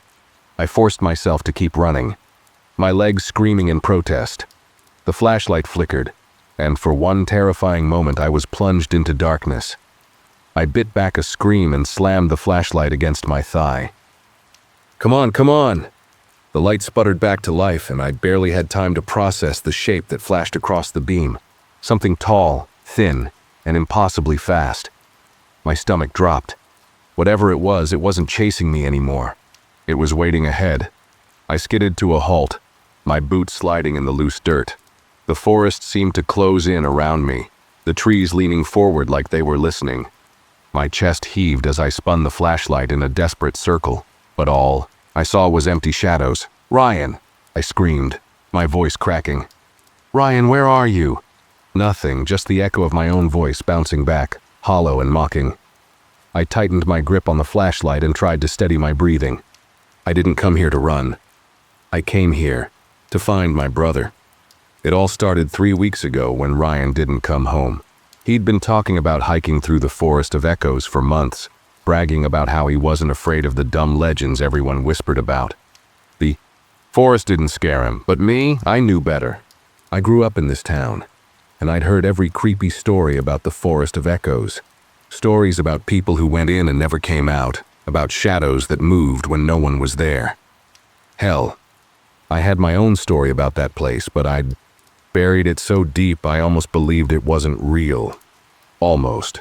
When Ryan's hiking trip turned into a missing persons case, the whole town searched for him. Police, volunteers, even the sheriff's bloodhounds, they combed every inch of the forest they could. All they found was his backpack, soaked and torn, lying in the mud near the old creek bed. After a week, they called it off, but I couldn't. Ryan was my little brother. I was supposed to protect him, and if the forest had taken him, I had to get him back. So here I was, back in the place I swore I'd never go again. I didn't have a plan. I didn't even have a backup. Just a flashlight, a notebook, and the kind of desperate determination that makes people do stupid things. The minute I stepped into the forest, I knew I'd made a mistake. The ground beneath. My feet was damp and uneven, covered in layers of dead leaves that seemed to suck at my boots with every step. The air was heavy, thick with the smell of moss and decay, and the deeper I went, the darker it got. It didn't matter that it was still daylight when I entered. In the forest of echoes, The sun didn't stand a chance. I reached the creek bed, the same one where they found Ryan's backpack. The water was still and black, reflecting the twisted branches above like a broken mirror. I crouched down, shining my flashlight along the muddy bank. Nothing. No footprints, no torn clothes, no sign that Ryan had ever been here. But then, as I stood up, I saw it. A tree. Just an ordinary oak tree, except for the name carved into its trunk. My name, Caroline. I froze, my hand trembling as I traced the jagged letters. They were old, the edges worn and faded, but I remembered them like it was yesterday. I was 10 years old the last time I saw this tree. My friends had dared me to carve my name into it, promising it would prove I wasn't scared of the forest. I'd done it to impress them, but the moment the knife bit into the bark, something had changed. The forest had gone quiet, and for the rest of the night I swore I could hear my name being whispered on the wind. Just a coincidence, I muttered, shaking off the memory. But as I stepped back, my flashlight caught more carvings. Dozens of names, stretching across the trunk and up into the branches. Some were faint, barely legible, while others looked fresh, the bark still bleeding sap. And then I saw it. Ryan's name, carved deep and clean, like it had been added just days. Go. My breath hitched. Ryan? The forest answered with a whisper. It was faint at first, barely audible over the pounding of my heart, but it grew louder, weaving through the trees like a ghostly melody. My name, over and over, in voices I almost recognized. My hands clenched into fists as I spun around, trying to pinpoint where the sound was coming from. But it was everywhere. Caroline, the voices sang, slow and mocking. Come closer. I stumbled back, my chest tightening with panic. This wasn't real. It couldn't be. The forest wasn't alive, and it definitely didn't talk. But the whispers didn't stop. They grew louder, more insistent, until they were all I could hear. And then, in the beam of my flashlight, I saw something move. A shadow, tall and spindly, darting between the trees. My blood turned to ice as I realized it wasn't running from me. It was circling me. The whispers followed me, weaving through. The trees like they had a life of their own. Every step I took seemed to make them grow louder, overlapping and twisting until they formed a horrible, discordant hum. I gritted my teeth, gripping the flashlight like a lifeline, and forced myself to keep moving. Running blindly wasn't an option anymore. I needed answers, not panic. I paused by a fallen tree, trying to catch my breath. The air was colder now, biting at my skin in a way that didn't make sense for early autumn. It wasn't the crisp chill of the season. It was sharp and unnatural, sinking into my bones like the forest itself was trying to freeze me in place. My flashlight flickered again, and I slammed it against my palm. Not now, I muttered through gritted teeth. Not now, damn it. The beam steadied, but I couldn't shake the feeling that it wouldn't last long. Ahead, the path disappeared into a tangle of undergrowth, and I could just make out the faint glimmer of the creek through the gaps in the trees. My heart thudded painfully in my chest as I remembered the names on that tree. My name, Ryan's name, and all the others. Who were they? And why did seeing them feel like I'd just signed a contract I didn't understand? Ryan, I called, out again, my voice shaking. If you can hear me, say something. Silence. Then the faint sound of water splashing. My head snapped toward the creek, and my pulse quickened. It wasn't loud, just a soft ripple, like someone was wading through, the shallows. I moved cautiously, the beam of my flashlight darting ahead of me. The closer I got to the water, the quieter the forest became, until the whispers faded into nothingness. That should have been a relief, but it wasn't. The silence felt worse. The creek was wide, its surface as black and glossy as oil. I crouched down by the bank, shining my flashlight across the water. At first, I didn't see anything, just the reflection of the trees overhead and the distorted beam of light. But then, something moved. A ripple spread across the surface, followed by another, like footsteps pressing against the water. But there was no one there. The ripples grew closer, slow and deliberate, until they stopped just a few feet from where I knelt. My breath hitched and I stumbled back, my boots slipping on the mud. "Who's there?" I demanded, my voice louder than I intended. The flashlight trembled in my hand, but I kept it pointed at the water, half expecting some monstrous shape to rise out of the creek. Instead, a voice came from behind me. "Caroline." I spun around so fast I almost dropped the flashlight. The beam cut through the darkness, landing on a figure standing a few yards away. My stomach dropped. It was Ryan, or at least it looked like Ryan. He stood there in the middle of the path, his face pale and expressionless, his clothes torn and filthy, but his eyes. Something was wrong with his eyes. They didn't blink. They didn't move. They were fixed on me, wide and empty, like they didn't belong to him. "Ryan?" I whispered, my voice cracking. "Oh my God, Ryan, it's me. Are you okay?" He didn't respond. He didn't even flinch. He just stood there, staring at me like he didn't recognize me. The longer I looked at him, the more I realized how still he was. Too still, like a statue pretending to be human.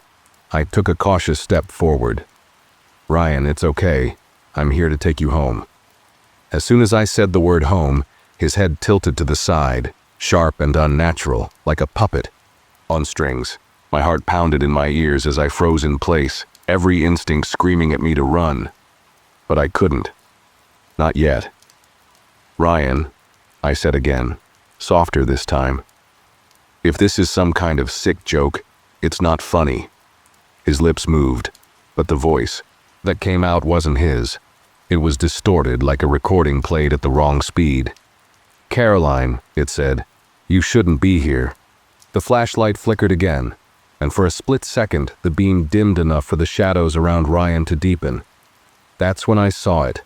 Something moving just behind him. It was subtle, barely more than a shimmer in the darkness, but it was there and it was watching me. "Ryan, get out of the way," I shouted, my voice trembling. I stepped forward, shining the flashlight directly at him, but the figure didn't move. Neither did the thing behind him. It just hovered there, its shape too vague to make out, but its presence undeniable. Then Ryan's mouth moved again, and this time the words were slower, deliberate. "The forest doesn't want you here," he said. "You need to leave. Now." "Not without you," I snapped. "I'm not leaving without you, Ryan." For a moment his expression changed, just a flicker, like he was fighting against something, and in that fleeting second, I saw the Ryan I knew. The little brother who used to follow me around like a lost puppy, who rolled his eyes at my lectures but always listened in the end. But then the shadows shifted, wrapping around him like smoke, and whatever glimpse of humanity I saw was gone. "Leave," the voice commanded again, deeper this time. "Before it's too late." I don't know what possessed me to move closer, but I did. I reached out toward him, my hand trembling, and the second my fingers brushed his sleeve, everything went wrong. The shadows surged forward, swallowing the beam of my flashlight in an instant. The cold hit me like a wave, so intense it felt like my skin was burning. I staggered back, choking on air that had turned thick and heavy, like I was breathing through water. Ryan, or whatever was pretending to be Ryan, didn't move. He just stood there, watching as the shadows closed in around me. I stumbled, falling to my knees, and clawed at the ground to keep myself upright. The flashlight flickered one last time before it died completely, plunging me into darkness. But even without the light, I could feel the forest closing in. The whispers were back, louder and more urgent, like hundreds of voices screaming in unison. My name, over and over, mixed with words I couldn't understand. I covered my ears, but it didn't help. The sound wasn't coming from outside. It was in my head, burrowing deeper and deeper until I thought I might go insane. And then, just as suddenly as it started, it stopped. The shadows receded, the cold lifted, and the forest was quiet again. I opened my eyes, blinking in the sudden darkness, and realized I was alone. Ryan was gone. So was whatever had been standing behind him. I stayed on the ground for what felt like an eternity, too terrified to move. My heart pounded in my chest, and my hands were slick with sweat and mud. When I finally forced myself to stand, my legs felt like jelly. I looked around, my eyes straining to adjust to the dark, and saw something lying in the dirt where Ryan had been standing. A piece of paper, folded neatly, with my name written on. The front in handwriting I recognized all too well. I snatched it up with trembling hands and unfolded it. The words inside were scrawled in a hurry, the ink smeared like whoever wrote it was running out of time. Caroline, don't trust what? You see, it knows you're here, it knows your name. Get out before it's too late. You can't save me, I'm already gone. The note slipped from my fingers as the full weight of the message sank in. My legs gave out, and I fell to my knees, staring at the paper like it might somehow change its meaning if I looked at it long enough. Ryan was alive, or at least he had been when he wrote this. But whatever had happened to him, whatever had taken him, was still out there. Watching, waiting, and now it knew my name too. The note burned in my pocket like a brand as I stumbled away from the creek. My flashlight was dead. My phone had no signal, and the forest felt more alive than it had any right to be. Every rustle of leaves, every creak of a branch sounded deliberate, like the trees were whispering to each other, passing along a message. The air was thick with a strange hum, almost imperceptible, but it vibrated in my bones and made my skin crawl. I had to get out of here, but something kept pulling me deeper, a force I couldn't explain. It wasn't just about Ryan anymore. There was something wrong with this forest, something ancient and malevolent, and it wasn't going to let me go easily. I found myself back at the tree, the one with the names carved into the bark. My name, Ryan's name, and at least a dozen others stared back at me, the marks unnaturally deep and vivid, like they'd been etched yesterday instead of years ago. My fingertips brushed over the grooves, and a jolt of cold shot through my hand, making me recoil. The names pulsed faintly, a deep red glow that shouldn't have been possible. I blinked, convinced I was imagining it, but the light didn't fade. It was like the tree was alive, its heartbeat syncing with the unnatural hum in the air. "What the hell is this place?" I muttered, my voice barely more than a whisper. Gust of wind answered, carrying with it a faint, sickly sweet smell that made my stomach turn. It was coming from a path I hadn't noticed before, a narrow, overgrown trail that twisted deeper into the woods. I didn't want to follow it, but my feet moved before I could stop them. The deeper I went, the stranger the forest became. The trees leaned in closer, their gnarled branches almost forming a tunnel. The ground was soft and spongy, like walking on flesh, and the air grew colder with every step. Shadows darted at the edges of my vision, quick and fluid. But when I turned my head, there was nothing there. I tried to focus on the path, but my mind kept drifting to the names on that tree.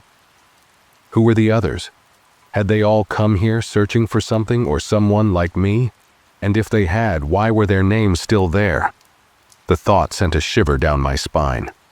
Ryan's note had said I couldn't save him, but I refused to believe that. I wouldn't leave him behind, not after everything we'd been through. If there was even a chance he was still alive, I had to keep going. The trail ended abruptly at a clearing, and what I saw there stopped me in my tracks. In the center of the clearing stood a massive stone altar, its surface slick with something, dark and glistening. Surrounding it were dozens of wooden totems, each one carved with twisted faces that seemed to writhe and shift when I looked at them. The air was heavy with the same sickly sweet smell from before, and the hum was louder here, almost deafening. On the altar lay an object that made my blood run cold, a tattered piece of fabric I recognized instantly. It was Ryan's hoodie, the one he'd been wearing the night he disappeared. The sight of it sent a surge of anger and determination through me, overpowering the fear that had been clawing at my chest.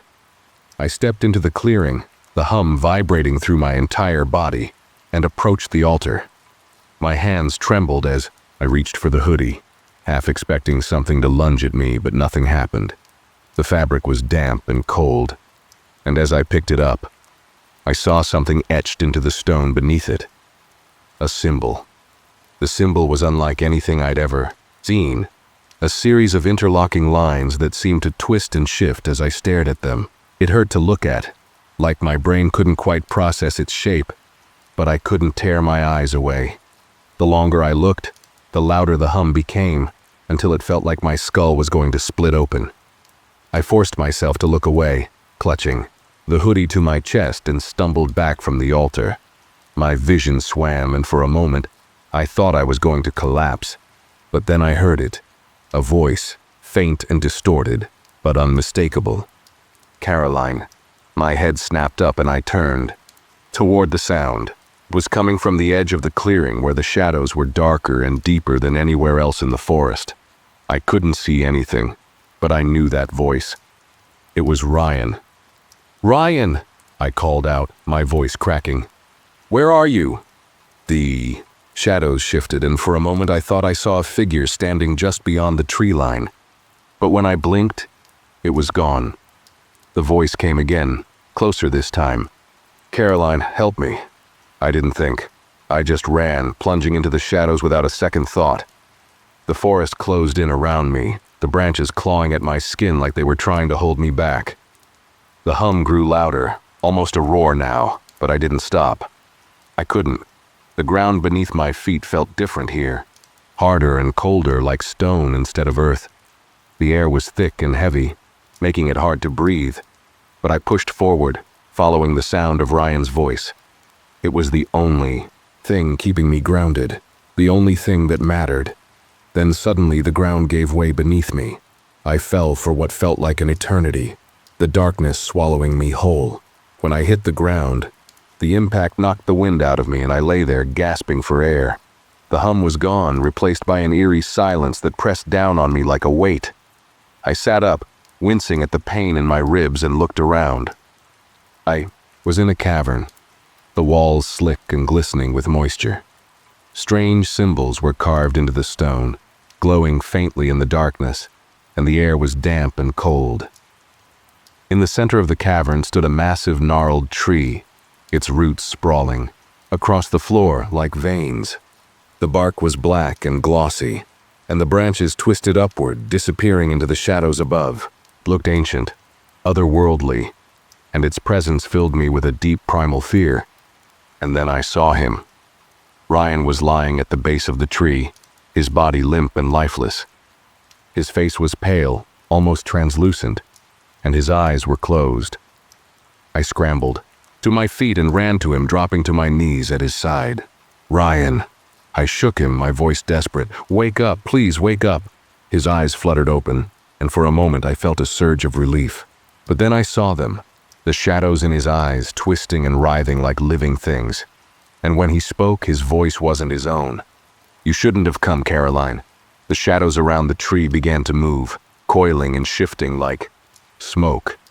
The air grew colder and the cavern seemed to pulse with a life of its own. I grabbed Ryan's arm, trying to pull him to his feet, but he didn't move. "Ryan, please," I begged, tears streaming down my face. "We have to get out of here." He looked at me, and for a moment, I thought I saw a flicker of the brother I knew. But then the shadows consumed him, pulling him back into the tree, and he was gone. The cavern trembled, and the symbols on the walls flared brighter. The shadows surged toward me, their shapes twisting into something almost human, but not quite. I stumbled back, my heart pounding, and turned to run. But the tree's roots shot up from the ground, wrapping around my legs and pulling me down. The last thing I saw before the darkness swallowed me was the tree's bark splitting open, revealing a gaping, tooth-filled maw. When I came to, I wasn't sure if I was dead or alive. The air was thick and cold, and I was lying on a hard, uneven surface that felt like stone. My entire body ached and my head throbbed with a dull, insistent pain. Slowly, I opened my eyes, and what I saw sent a jolt of terror through me. The cavern was gone, replaced by a twisted alien version of the forest. The trees were taller and darker, their branches gnarled and claw-like, reaching into a blood-red sky. The ground beneath me was no longer soil, but a dark, shimmering surface that looked almost like glass, reflecting the distorted world around me. Shadows slithered across the ground, moving with a purpose that felt unnervingly deliberate. I pushed myself to my feet, my legs trembling beneath me, and tried to get my bearings. I still had Ryan's hoodie clutched in my hand, the fabric damp and cold, but there was no sign of him, or of the monstrous tree that had swallowed him. "Ryan?" I called out, my voice hoarse and weak. It echoed unnaturally, the sound twisting and warping as it bounced back to me. There was no answer, but the forest itself seemed to react, the shadows pulsing and shifting as if they were alive. I didn't know where I was, but one thing was clear. I wasn't in the forest I had entered. This place was something else entirely, something wrong. The hum I'd heard before was back, louder and more menacing, vibrating through the air and into my bones. It was like the entire forest was alive, and I was trespassing in its domain as I stumbled forward. The ground beneath me seemed to ripple, the glass-like surface distorting under my weight. I glanced down and froze. My reflection stared back at me, but it wasn't mine. It was Ryan's. His face was pale and lifeless, his eyes wide with terror, and his mouth twisted into a silent scream. I stumbled back, my heart pounding, and the reflection vanished, replaced by my own distorted image. I couldn't stay here. I had to find Ryan and get out of this nightmare, but every instinct in my body screamed that I was being watched. The deeper I went into the forest, the more wrong it became. The trees seemed to move when I wasn't looking, their twisted trunks shifting closer, their branches reaching for me. The shadows grew thicker, darker, and colder, and the hum became a constant roar in my ears. I came across a clearing, and in the center stood another tree, smaller than the one in the cavern but just as unsettling. Its bark was black and glossy, and its branches twisted upward like skeletal fingers. Hanging from those branches were dozens of objects, swaying gently in the unnatural breeze. As I stepped closer, I realized what they were. Masks. Each one was unique, carved with strange, intricate patterns, and each one had a name etched into surface. My breath caught in my throat when I saw Ryan's name on one of them. The mask was grotesque, its features distorted and twisted, and it seemed to stare at me with empty, hollow eyes. I reached out to take it, but as soon as my fingers brushed the surface, the mask pulsed with a cold, unnatural energy. The forest around me seemed to come alive, the trees groaning and creaking, their branches reaching for me like claws. A voice whispered in my ear, low and guttural, speaking a language I didn't understand. The words sent chills down my spine, and when I turned there was nothing there, but I wasn't alone. The shadows moved with purpose now, taking on shapes that were almost human but not quite. They surrounded the clearing, watching me with glowing red eyes.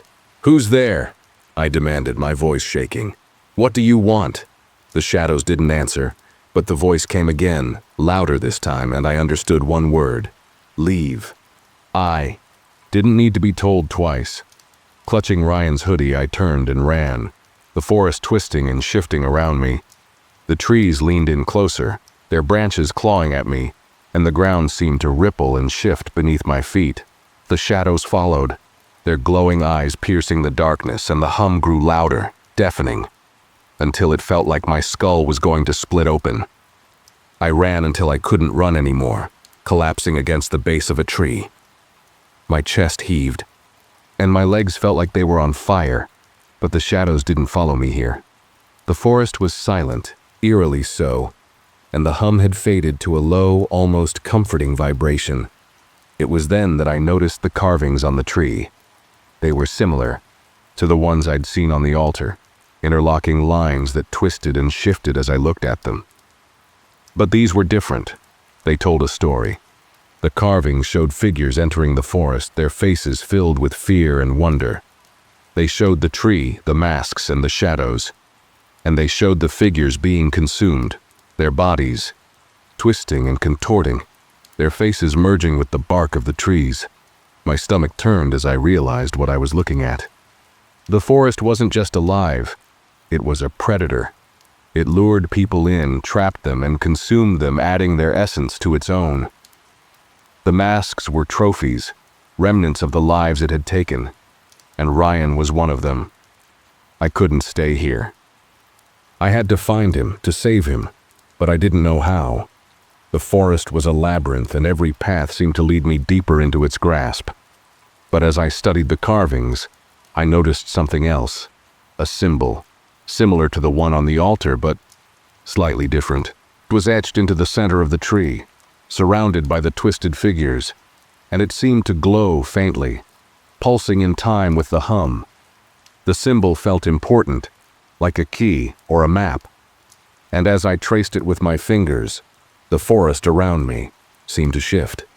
The trees parted, revealing a narrow path that hadn't been there before, and the shadows at the edges of my vision retreated, as if afraid.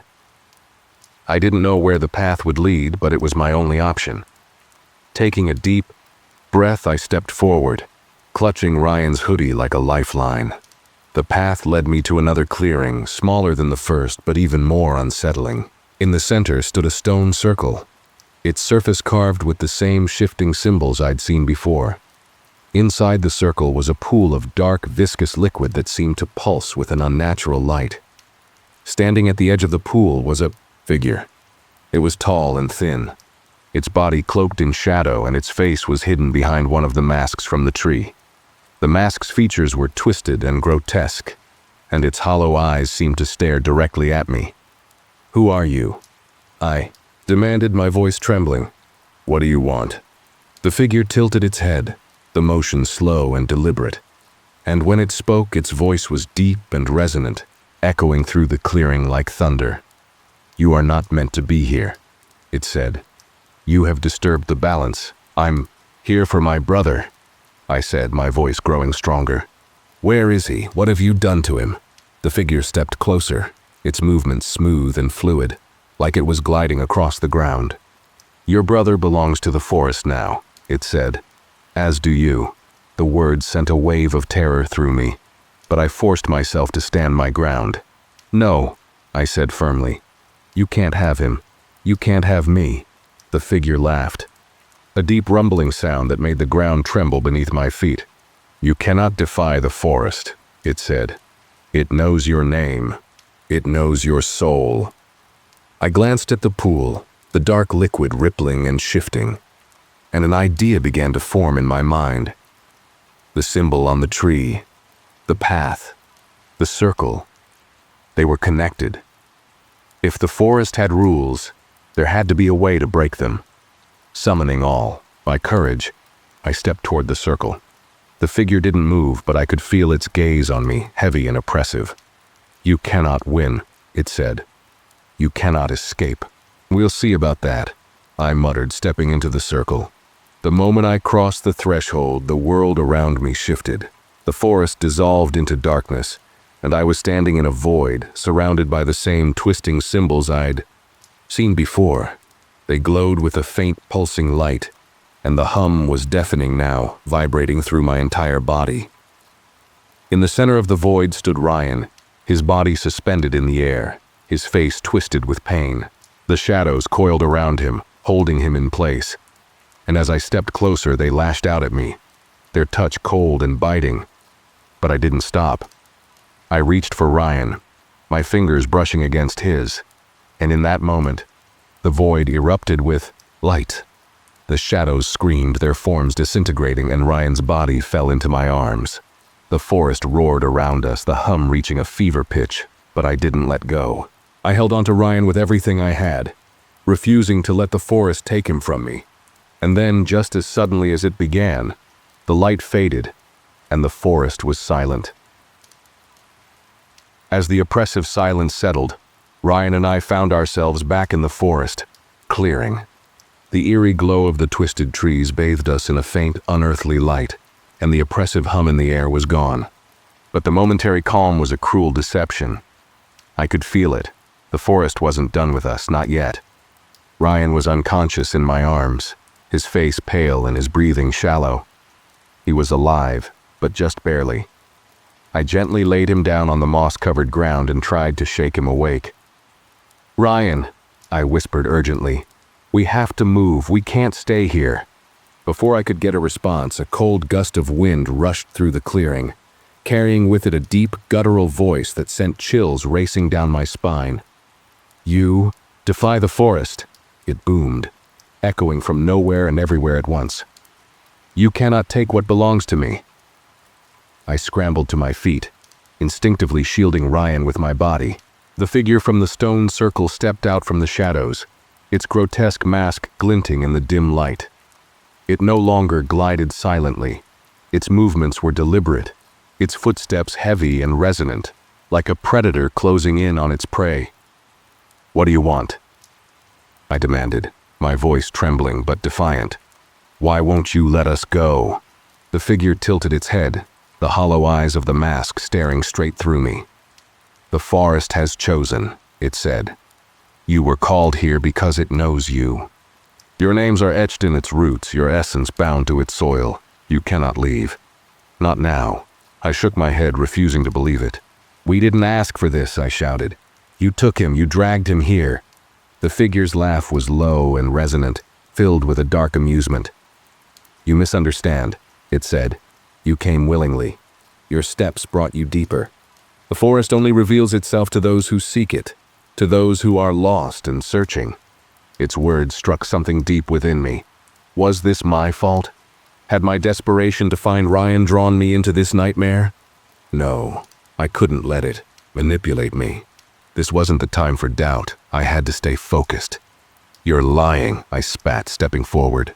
My fear burned away, replaced by a surge of anger. "We don't belong to you, we're leaving, and there's nothing you can do to stop us." The figure stood still for a moment, as if considering my words. Then, with a slow, deliberate motion, it raised its hand. The shadows around us responded instantly, surging forward like a living tide. They coiled and twisted, forming grotesque shapes that snarled and hissed as they surrounded us. Ryan stirred at my feet, his eyes fluttering open. What's happening?" he mumbled weakly, his voice barely audible. I knelt beside him, gripping his hand tightly. "Stay with me," I said, my voice firm. "We're getting out. Here. Together." But the figure stepped closer, its presence oppressive and suffocating. "You cannot leave," it said, its voice echoing with finality. "The forest will not allow it. The more you resist, the stronger its hold becomes." I glanced around, my mind racing. The shadows were closing in, their forms shifting and writhing like a storm of living darkness. I could feel their cold tendrils, brushing against my skin, sapping my strength and will. I needed a plan, a way to fight back, but I had nothing, no weapons, no knowledge of this place. Just sheer determination. Then I remembered the symbol from the tree, the one that had led me to the circle. It had reacted to my touch, opening a path. Could it work again? Was there a way to use the forest's own power against it? Desperation fueled my actions. I grabbed a rock from the ground and began carving the symbol into the dirt, my hands shaking but steady enough to complete the design. The shadows recoiled slightly as I worked, their movements hesitant, as if they recognized what I was doing. The figure's voice grew louder, angrier. "You do not understand the forces you invoke," it roared. "You cannot win." "Maybe not," I muttered under my breath, "but I'm not giving up."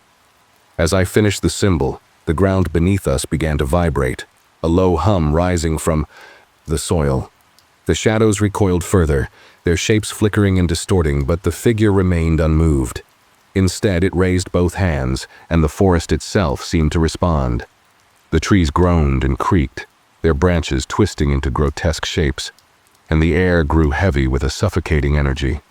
Ryan struggled to sit up, his eyes wide with fear. "What's happening?" he asked, his voice barely audible. "Stay close to me," I said, pulling him into the center of the symbol. "I think this will work." The figure stepped forward, the ground shaking with each step. "You cannot escape," it said, its voice now a thunderous roar. "The forest knows your name. It will always find you." The symbol began to glow, its lines pulsing with a faint golden light. The hum grew louder, drowning out the figure's voice and the creaking of the trees. I held on to Ryan tightly, my heart pounding as the light enveloped us. The shadows surged forward, their forms writhing and twisting as they tried to breach the barrier of the symbol. But the light held them back, burning away their edges and forcing them to retreat. The figure raised its hands, summoning more shadows, but it was too late. The symbol's light exploded outward, a blinding wave of energy that engulfed the clearing. When the light faded, the forest was silent. The shadows were gone, and the figure had disappeared. The trees were still twisted and grotesque, but their oppressive presence was gone. The air was lighter, and for the first time I felt like we had a chance. I helped Ryan to his feet, his weight heavy against me. "We need to move," I said. "I don't know how long this will last." He nodded weakly, and together we stumbled through the forest, following the faint glow of the symbol that still lingered in the air. The trees seemed to part for us, the path ahead clear and unobstructed, but I couldn't shake the feeling that we were still being watched, that the forest wasn't done with us yet. As we emerged into the open, the familiar sight of the trailhead came into view. Relief washed over me, but it was tempered by a lingering sense of dread. The forest was behind us, but I knew it wasn't gone. It was waiting, watching, and it still knew our names. We crossed the threshold into the real world, the oppressive weight lifting from my chest. But as I looked back at the forest, its dark outline silhouetted against the moonlit sky, I couldn't shake the feeling that this wasn't over. The forest knew my name, and I knew it wouldn't forget. The drive back to town felt like emerging from a nightmare that had left its marks in reality. My knuckles were white as I gripped the steering wheel. Ryan slumped in the passenger seat, silent but alive. The forest's looming silhouette disappeared into the distance, but its presence lingered, etched into my mind. Even as the headlights cut through the darkness of the open road, I felt its oppressive gaze. The forest wasn't done with us. Not yet. Ryan stirred, groaning softly as he tried to sit up straighter. Are we out?" he asked, his voice barely above a whisper. "We're out," I replied, though the words felt hollow. My eyes darted to the rearview mirror, half expecting to see the figure from the clearing standing in the middle of the road, its grotesque mask gleaming under the moonlight. But the road was empty, at least for now. Back in town, everything looked painfully normal. The diner's neon sign flickered like it always did. The streetlights buzzed faintly, casting pale yellow halos onto the quiet streets. But I felt a disconnect, like I'd been pulled too far from reality to ever fully return. Ryan and I sat in the car outside his apartment for several minutes, neither of us speaking. I could tell he felt it too, the weight of what we'd left behind, the knowledge that we might never truly escape. "I don't think I can go in there," Ryan said suddenly, his voice trembling.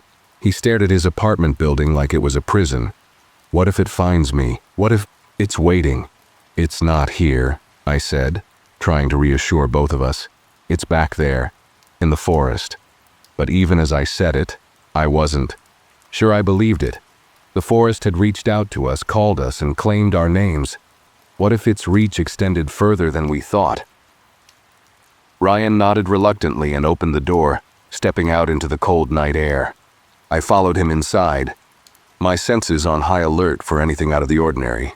Every shadow seemed deeper, every creak of the floorboards louder than it should have been. When we reached his apartment, I checked every room, every closet, and every dark corner. It was empty, safe. But the silence in the apartment felt too loud, too heavy. Ryan sank onto the couch, his hands shaking as he rubbed his face. "What was that place?" he asked, his voice breaking. "Why us? Why did it want us?" I didn't have an answer. I sat across from him, staring at the floor. "I don't know," I admitted. "But it knew us, Ryan. It knew my name. It knew yours. This wasn't random." The next few days passed in a haze.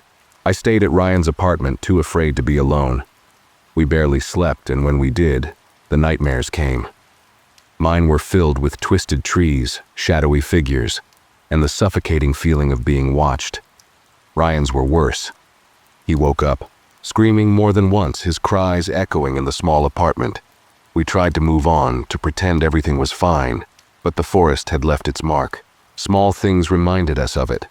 The rustling of leaves outside the window, the way the shadows moved under the streetlights, the faint smell of damp earth that seemed to cling to our clothes, no matter how many times we washed them. One night, Ryan broke the silence. "I think it's still watching us," he said, his voice barely audible. I feel it. When I close my eyes. When I'm alone. I feel it. I wanted to tell him he was imagining things, that it was just his mind playing tricks on him. But I couldn't, because I felt it too. We started noticing other things, small but unsettling. A tree outside Ryan's window that hadn't been there before. Footsteps on the stairs late at night when no one was around. A knock at the door, but no one on the other side. It was as if the forest was creeping closer, reaching for us. Desperate for answers, I started researching. I combed through local legends, folklore, anything that could explain what we had encountered. I found stories about the forest, whispered tales of people who had gone missing, of strange happenings that no one could explain. But nothing concrete, nothing that told us how to stop it.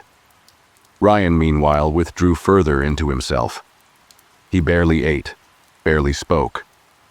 He spent hours staring out the window as if waiting for something or someone to appear. "It's not going to stop," he said one night, his voice hollow. "You know that, right? It won't stop until it has us." I refused to believe that.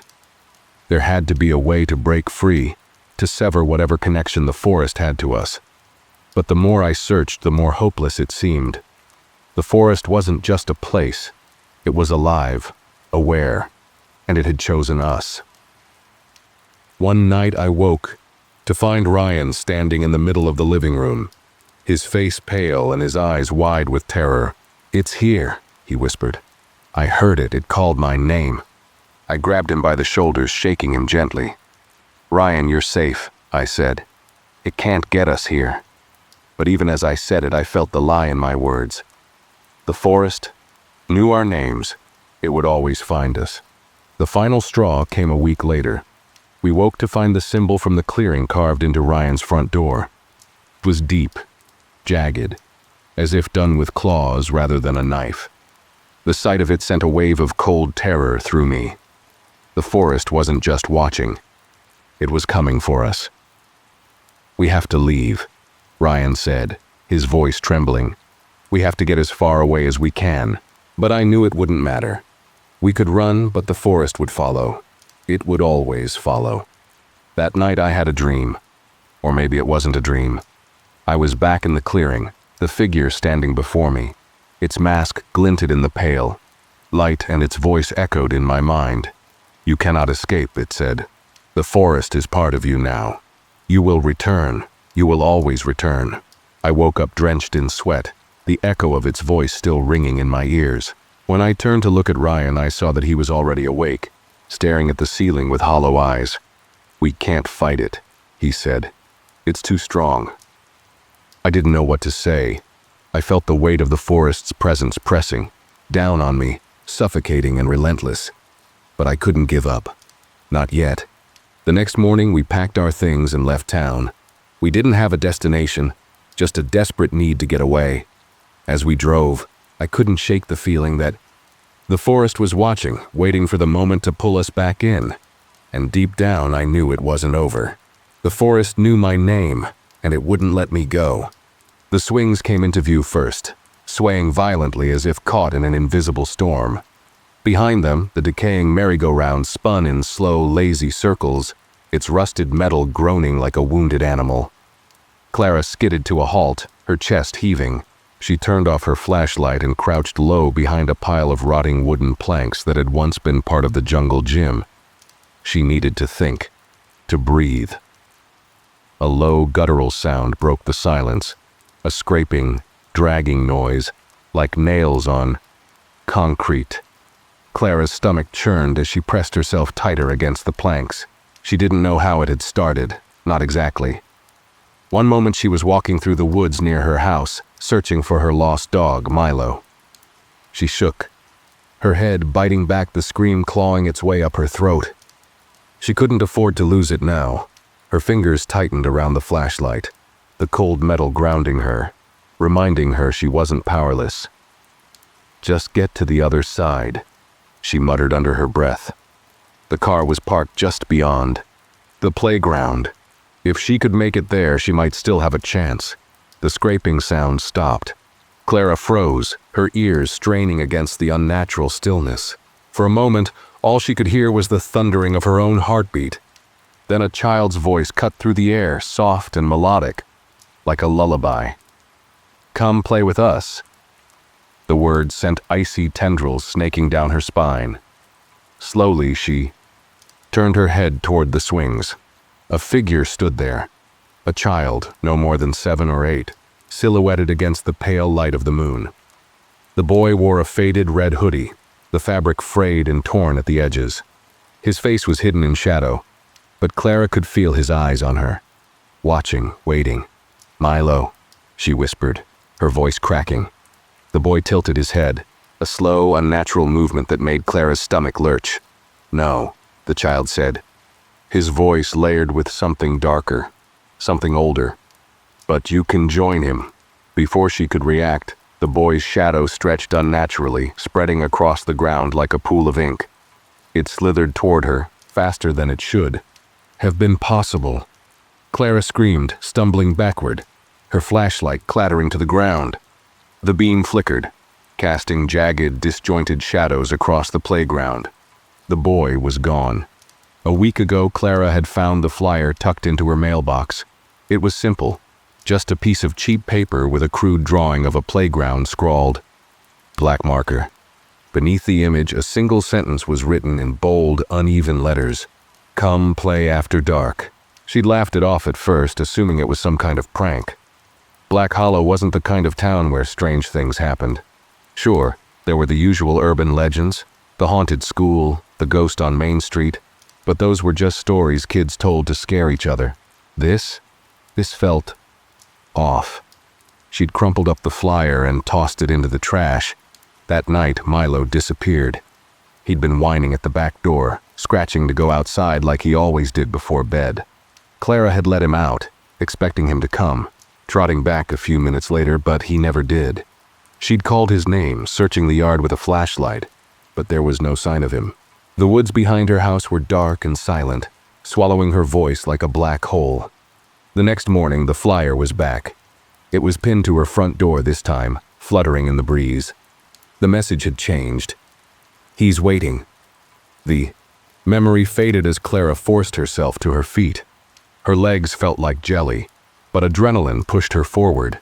She snatched up the flashlight, its weak beam barely cutting through the oppressive darkness.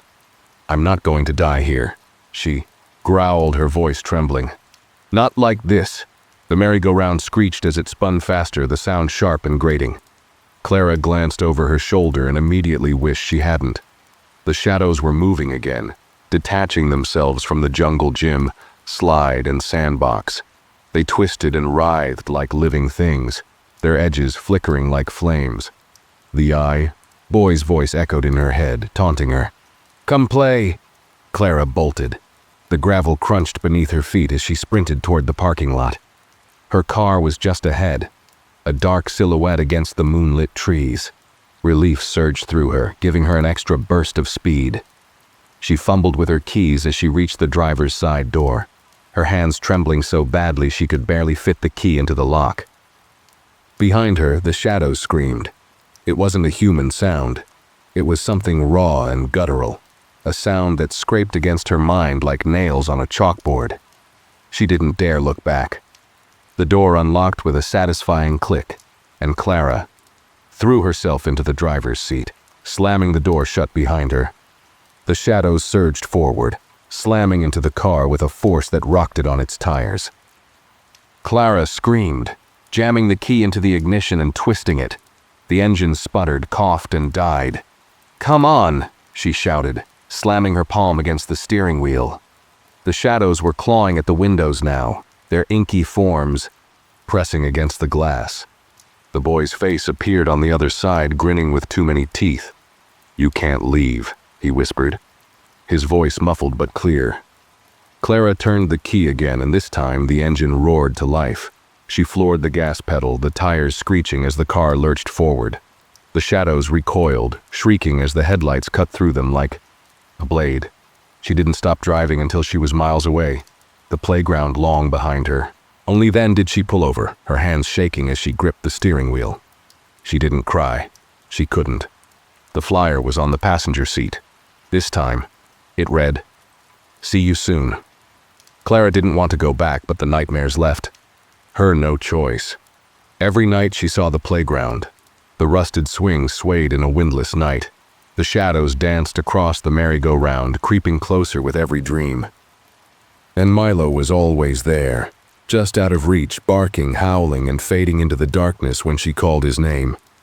On the third night, she woke up with the taste of blood in her mouth. She'd bitten her lip in her sleep. Her body trembled, her sheets soaked in sweat. The air in her room felt thick, suffocating, like the shadows from the playground had followed her home. Clara swung her legs over the side of the bed, gripping her temples as if she could physically hold herself together. She couldn't ignore it anymore. Milo was out there. He had to be. The drive back, the road to the playground felt different at night. By day, the narrow path through the woods was unremarkable. A simple dirt trail leading to the remnants of a long-abandoned park. But now, under the pale glow of a half-moon, the woods loomed tall and foreboding. The trees seemed closer together, their gnarled branches forming a canopy that blocked out the sky. Clara's car crawled along the trail, the headlights illuminating the narrow path ahead. Her grip on the steering wheel tightened as she thought about turning back. But the memory of Milo's wagging tail kept her moving forward. She'd raised him since he was a puppy, and he was more than a dog to her. He was family. When the playground came into view, she parked on the side of the trail and killed the engine. For a moment, she sat in the silence, her breath fogging up the windshield. The swings moved lazily in the breeze, the sound of rusted chains creaking faintly in the distance. Her stomach churned. "You can do this," she whispered, grabbing her flashlight from the passenger seat. The cold metal felt reassuring in her hand, though she doubted it would protect her from whatever was out there. The gravel crunched beneath her boots as she approached the playground, the flashlight beam cutting through the darkness. The air smelled of damp earth and decaying leaves, and the faint sound of water dripping somewhere nearby added to the oppressive. "Stillness here, Milo," she called, her voice cracking. It echoed back at her, distorted and hollow. She scanned the playground with the flashlight, her heart sinking as the beam revealed nothing but abandoned equipment. The slide was cracked and covered in graffiti. The jungle gym was half collapsed, its once bright paint chipped and faded. And the merry-go-round. Clara froze. The merry-go-round was spinning again just as it had the night she ran. There was no wind, no reason for it to move, but the rusted metal groaned as it turned in slow, deliberate circles. Her chest tightened as she stepped closer, the beam of her flashlight flickering as if it too was afraid. "Milo," she whispered. The merry-go-round stopped. Her pulse thundered in her ears as she swung the flashlight toward the swings. One of them was occupied. A child sat there, his small hands gripping the chains. He wore the same faded red hoodie, his head bowed so that his face was hidden beneath the shadow of the hood. Clara stepped back, her hand shaking so badly that the flashlight beam wavered. "Who are you?" she demanded. "What do you want?" The boy's head tilted slowly, unnaturally, as if his neck were a hinge. When he looked up, his face was pale and gaunt, his eyes hollow pits of darkness. "Come play with us," he said, his voice a chilling monotone. Clara stumbled backward, her breath hitching in her throat. The shadows around the playground began to stir, pooling beneath the equipment and stretching toward her like living tendrils. Her instincts screamed at her to run, but her legs felt rooted to the ground. The boy rose from the swing, his movements jerky and inhuman. "You came back," he said, a twisted grin spreading across his face. "That means you belong to us now." "No," Clara whispered, forcing her legs to move. "I don't belong here." The shadows surged toward her, and she turned and bolted. She didn't care where she was running. She just needed to get away. The flashlight slipped from her grasp, clattering to the ground, but she didn't stop to retrieve it. She didn't know how far she'd run before the sound of barking brought her to a halt. Clara spun around, her heart leaping in her chest. "Milo?" she called, her voice cracking with desperation. The barking came again, closer this time. It was unmistakably Milo's bark, but there was something off about it. A hollow, echoing quality that made the hairs on the back of her neck stand on end. She followed the sound, her breathing ragged as she pushed through the underbrush. The woods were darker here, the moonlight barely penetrating the thick canopy above. The barking grew louder, more frantic, and she broke into a sprint, tears streaming down her face. When she emerged into a small clearing, she stopped dead in her tracks. Milo was there, his familiar golden fur matted with dirt. He stood at the edge of the clearing, wagging his tail and barking excitedly. "Milo!" Clara cried, relief flooding through her. She dropped to her knees, holding out her arms. "Come. Here, boy." Milo's tail stopped wagging. The air grew colder and Clara's breath fogged in the moonlight. Milo didn't move. He just stood there staring at her with eyes that glowed faintly in the darkness. "Come on, boy," she urged, her voice trembling. "Let's go home." Milo tilted his head, the motion eerily similar to the boy on the swing. Then, slowly, he stepped forward. Clara's relief was short-lived as she realized that his movements were wrong, stiff and unnatural, like a marionette being guided by invisible strings. The shadows were back. They crept into the clearing, slithering along. The ground like smoke. Milo's body convulsed, his limbs jerking as the shadows wrapped around him, lifting him off the ground. Clara screamed, scrambling backward as her dog was consumed by the darkness. The shadows coalesced into a single form, a towering figure with elongated limbs and eyes that burned like embers. It loomed over her, its presence suffocating. "You shouldn't have come back," it rumbled, its voice a guttural growl that seemed to vibrate in her chest. Clara scrambled to her feet, her instincts screaming at her to run. But the shadows surged forward, engulfing her in darkness. For a moment she couldn't breathe, she couldn't think. The world was nothing but cold, suffocating blackness. When Clara opened her eyes, she was lying on the ground just outside the playground. The first rays of dawn were breaking through the trees, bathing the area in pale light. Her body ached, her head pounding as she pushed herself up on trembling arms. The playground was silent now, the equipment still and lifeless. There was no sign of the boy, the shadows, or Milo. But as she staggered back to her car, she felt it, that oppressive presence watching her from the woods. She didn't look back, she couldn't. When she reached the car, a folded piece of paper was tucked beneath the windshield wiper. Her hands trembled as she unfolded it, the same crude drawing of the playground staring back at her. This time, the message was different. "You're one of us now." Clara sat on her couch, staring at the drawing from the playground. Her hands trembled as she traced the jagged lines of the crude illustration. The note's message, "You're one of us now," replayed in her mind like a broken record. Her apartment, normally her sanctuary, felt oppressive, as though the shadows from the playground had followed her here. She hadn't called anyone, unsure of how to explain what had happened. Who would believe her? A haunted playground, a spectral boy, and living shadows. It sounded insane, but her chest tightened with the unshakable certainty that it was all real. She couldn't shake the sensation of being watched, of unseen eyes lurking in every corner. Desperation clawed at her. If she didn't act, she might lose her grip on reality entirely. She grabbed her laptop, fingers fumbling as she typed, "Abandoned Playground Urban Legends." The search results were overwhelming. Forums, blog posts, and old news articles painted a chilling picture. The playground she had stumbled upon wasn't just forgotten, it was infamous. 20 years ago, the playground had been the center of a string of mysterious disappearances. 5 children had vanished within 6 months, all last seen playing there. Despite extensive searches, no bodies were ever found. The playground had been closed and fenced off shortly after, but locals still whispered about it. They called it Shadowland. One blog post caught Clara's attention. The playground where shadows play.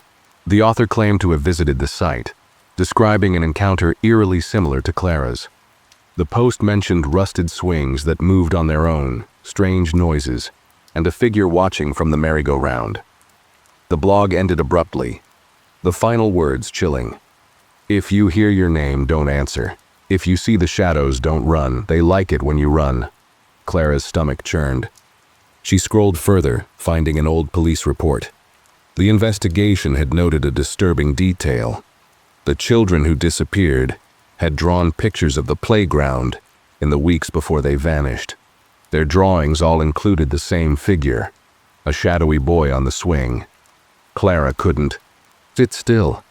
Her mind buzzed with fragments of information, none of which fit together. She needed answers, but where would she even begin? A knock at the door made her jump. She approached cautiously, heart pounding. Through the peephole, she saw a familiar face. Ethan, her neighbor. "Clara, you okay?" Ethan asked, his voice muffled through the door. She hesitated before unlocking. Ethan stepped in, his brow furrowed with concern. "You've been pacing all day. I heard you screaming last night. What's going on?" Clara hesitated. Could she trust him? He was one of the few people she knew who wouldn't immediately dismiss her as crazy. I think I'm being haunted," she admitted, her voice shaking. She told him everything, the playground, the shadows, Milo, the boy, and the note. Ethan listened, his expression darkening as she spoke. When she finished, he nodded slowly. "You're not crazy," he said. "I've heard stories about that place. My uncle grew up near there. He said people who went to that playground, they didn't come back the same." Clara's breath caught. "What do you mean?" "He said the shadows cling to you," Ethan continued.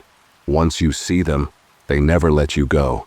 They follow you, whisper to you, and try to pull you into their world." His words sent a chill down her spine. "But why me? I didn't mean to go there. Her voice broke. "I just wanted to find Milo." Ethan looked away, his jaw tightening. "You need to find out what they want before it's too late." Clara and Ethan decided to visit the local library. They spent hours combing through old newspapers and town records, piecing together the playground's dark history. They found mentions of an older tragedy, a fire that had destroyed a nearby orphanage 50 years ago. Many children had died in the blaze, and those who survived were sent to foster homes. But one child was never accounted for: Samuel Grayson, an 8-year-old boy with a troubled past. The more they read, the clearer it became that Samuel might be connected to the playground. Witnesses from that era had claimed to see Samuel's figure near the playground after the fire, always sitting on the swing. Some said he was looking for friends to play with. Others believed he was seeking revenge. Their search led them to a name: Henry Grayson, Samuel's last living relative. Clara tracked him down to a small, run-down house on the outskirts of town. The house was dark and uninviting, its windows boarded up. Clara knocked on the door, and after a long pause, an elderly man opened it. His face was weathered, his eyes haunted. "I know why you're here," Henry said before Clara could speak. His voice was low, heavy with regret. "You've seen him, haven't you? My nephew." Clara nodded, her throat dry. He's at the playground. I think he's the reason I can't." She stopped, struggling to find the right words. "I just want to understand." Henry gestured for them to come inside. The air inside was stale, the walls lined with old photographs. One picture caught Clara's eye, a boy in a red hoodie, his face bright with laughter. "That's Samuel," Henry said, following her gaze. "He was always different. Quiet, but there was a darkness in him. After the fire, he blamed the world. He said it wasn't fair that he had to suffer while others got to live." Henry sat down heavily. "I've heard the stories about that playground. I've tried to forget, but the past has a way of creeping back." He looked at Clara, his eyes filled with sorrow. "If you've seen him, it means he's chosen you. He won't stop until he gets what he wants." Clara's heart pounded. "What does he want?" Henry's voice dropped to a whisper. "He wants to pull you into his world, to make you one of them." Clara left Henry's house with more questions than answers. If Samuel wanted to pull her into his world, why hadn't he done it already? What was he waiting for? As she drove home, her phone buzzed. It was a text from an unknown number. The message was simple. "Come back to play." Attached was a photo of the playground, taken in the dead of night. Clara's hands gripped the steering wheel tightly. The shadows were waiting for her. She could feel it. "I'm going back," she told Ethan later that night. He looked at her like she'd lost her mind. "You can't," he said. "You don't know what they'll do to you." "I don't have a choice," she replied. "If I don't go, they'll come for me anyway." Ethan sighed, running a hand through his hair. "Then I'm coming with you." Clara shook her head. "No, this is my fight." Ethan grabbed her arm, his expression fierce. "You're not doing this alone." Reluctantly, she agreed. That night, Clara and Ethan returned to the playground. The air was colder than before, the silence oppressive. They carried flashlights, their beams cutting through the darkness. The playground seemed different, more alive, more malevolent. The shadows moved even when the wind didn't. And the boy was already there, sitting on the swing, his hood hiding his face. "You came back," he said, his voice echoing unnaturally. Clara stepped forward, her fists clenched. "What do you want from me?" The boy tilted his head, and for the first time, Clara saw his face clearly. His eyes were endless voids, his smile stretched too wide. "I want to play," he said simply. "Forever." The shadows surged toward them, and Clara's world went black. The car's headlights barely pierced the dense fog that hung low over the deserted streets as Clara and Ethan approached the playground. The once familiar landmarks of the town felt alien, warped by the suffocating tension in the air. Clara gripped the steering wheel tightly, her knuckles pale, while Ethan sat in rigid silence, his face a mixture of fear and determination. The playground loomed ahead, shrouded in shadows, that seemed to writhe and breathe with a life of their own. Clara parked the car several yards away, her heart pounding in her chest. A cold sweat dampened her back as she stepped out into the night. The chill in the air felt unnatural, biting deeper than the temperature warranted. "Are you sure about this?" Ethan asked, his voice trembling slightly. Clara nodded, not trusting herself to speak. Her resolve had solidified, but fear still gnawed at the edges of her sanity. She clutched the flashlight in her hand like a lifeline, knowing it was a feeble defense against whatever lurked in the darkness. As they approached the rusted gates, the swing chains rattled softly, though there was no wind. The merry-go-round spun lazily, creaking with an eerie rhythm. The jungle gym cast long, distorted shadows that seemed to stretch toward Clara and Ethan, as if beckoning them inside. The boy was there again, sitting on the same swing, his red hoodie standing out like a bloodstain against the muted tones of the playground. His face was hidden, his head bowed, but the oppressive energy radiating from him was palpable. "Samuel," Clara called out, her voice steadier than she expected. The boy slowly lifted his head.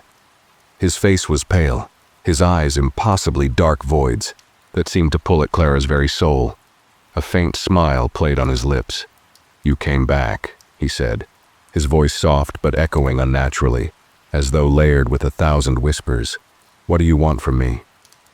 Clara demanded, stepping forward despite Ethan's warning hand on her arm. Samuel tilted his head, the smile widening. "You're like me," he said simply. "Lost. Alone. You don't belong here." Clara felt the sting of his words but refused to falter. "I'm not like you," she said firmly. "I'm here to end this." Samuel's smile vanished. The shadows around him grew darker, denser, as if feeding off his anger. "You don't understand," he said, his voice sharp. "This is where we all belong. This is home." Without warning, the shadows lunged. They surged forward like living ink, consuming the playground in a swirling vortex of darkness. Clara and Ethan stumbled back, their flashlights flickering and dimming as the oppressive blackness swallowed the light. "Run!" Ethan shouted, grabbing Clara's arm and pulling her toward the exit. But the gates were gone. The playground had transformed into an endless labyrinth of distorted structures and shifting shadows. The ground beneath them felt unsteady, as though it were alive. Clara's breath came in ragged gasps as she clung to Ethan's hand. The shadows clawed at her, cold and suffocating, their touch like icy needles piercing her skin.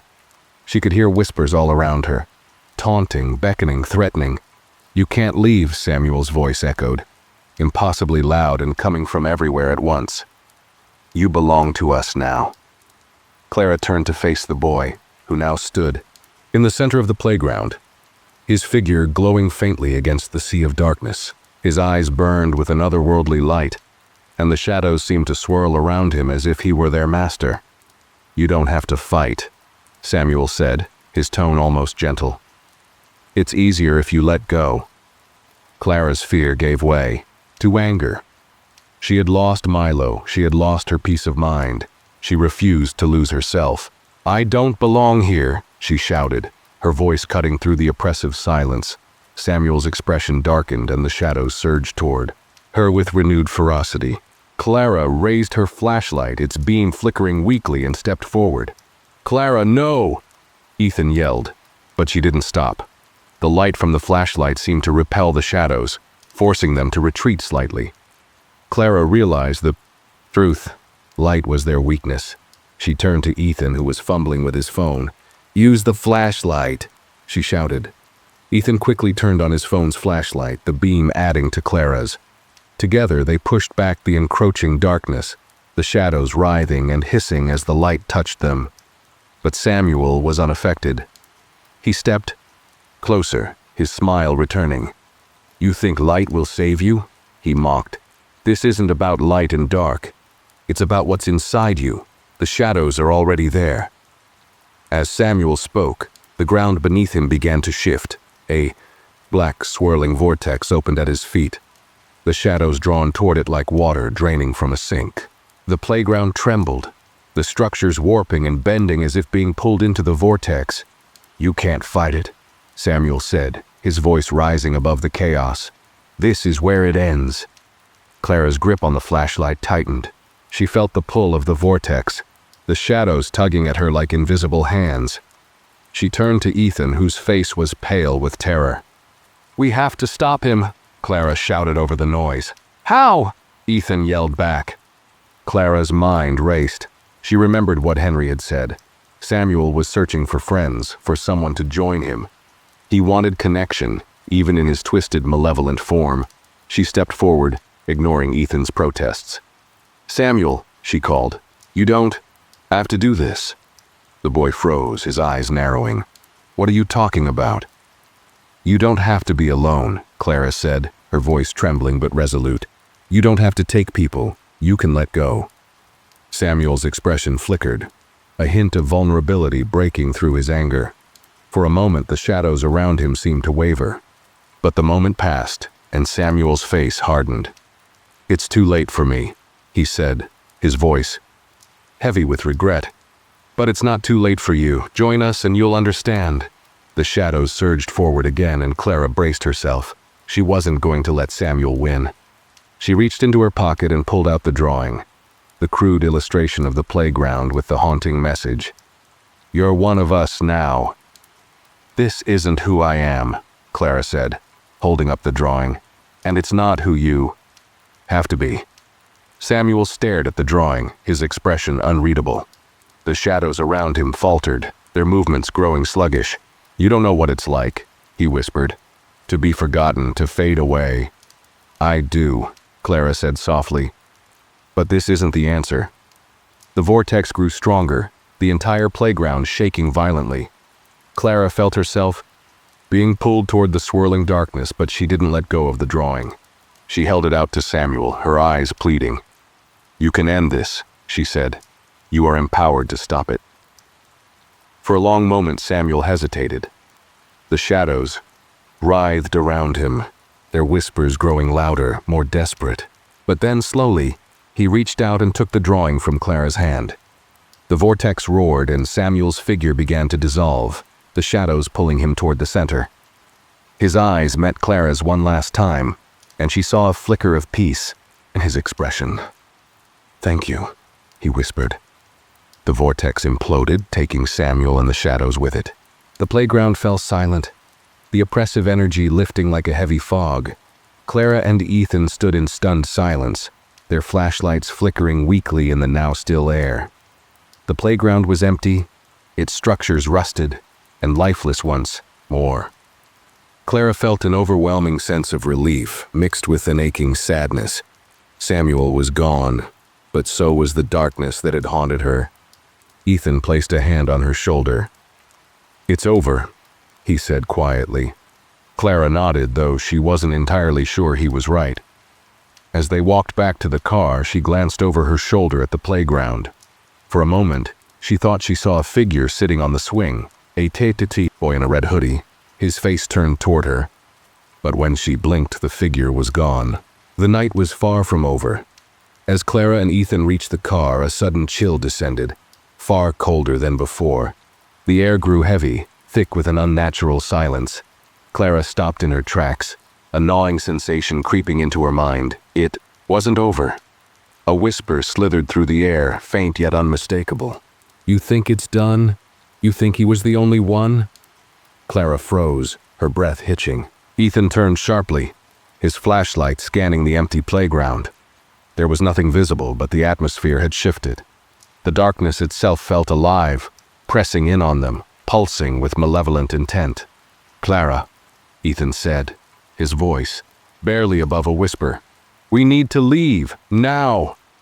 Before they could take another step, the ground trembled. A deep, guttural sound rose from the earth, a sound that seemed to come from everywhere and nowhere at once. The playground structures began to creak and groan, their shapes distorting unnaturally, as if something was trying to break free. From the center of the playground, where Samuel had vanished, the ground split open. Black tendrils of shadow clawed their way upward, writhing and twisting as they formed a towering figure. It was an abomination, humanoid in shape, but impossibly large, its body composed entirely of shifting darkness. Its face was an empty void, yet Clara could feel its gaze pierce her very soul. The whispers returned, now louder, overlapping and chaotic. They spoke in a language Clara didn't understand, yet the meaning was clear. This was no ordinary shadow. This was the source, the force that had claimed Samuel and countless others before him. Ethan staggered backward, his flashlight trembling in his hand. "What is that?" he shouted, his voice cracking. The entity stepped forward, each movement causing the earth to quake. Its form shifted constantly, as though it couldn't decide what shape to take. When it spoke, its voice was a symphony of whispers, each word dripping with malice. Samuel was but a fragment, a vessel. "I am the truth you seek, Clara." The sound of her name from the entity's formless mouth sent a jolt of terror through Clara. It knew her. They had been watching her. Clara's grip tightened around her flashlight. She raised it, shining the beam directly at the entity. The light struck its form, causing it to recoil slightly, but it did not retreat. Instead, it laughed, a sound like dry leaves scraping against stone.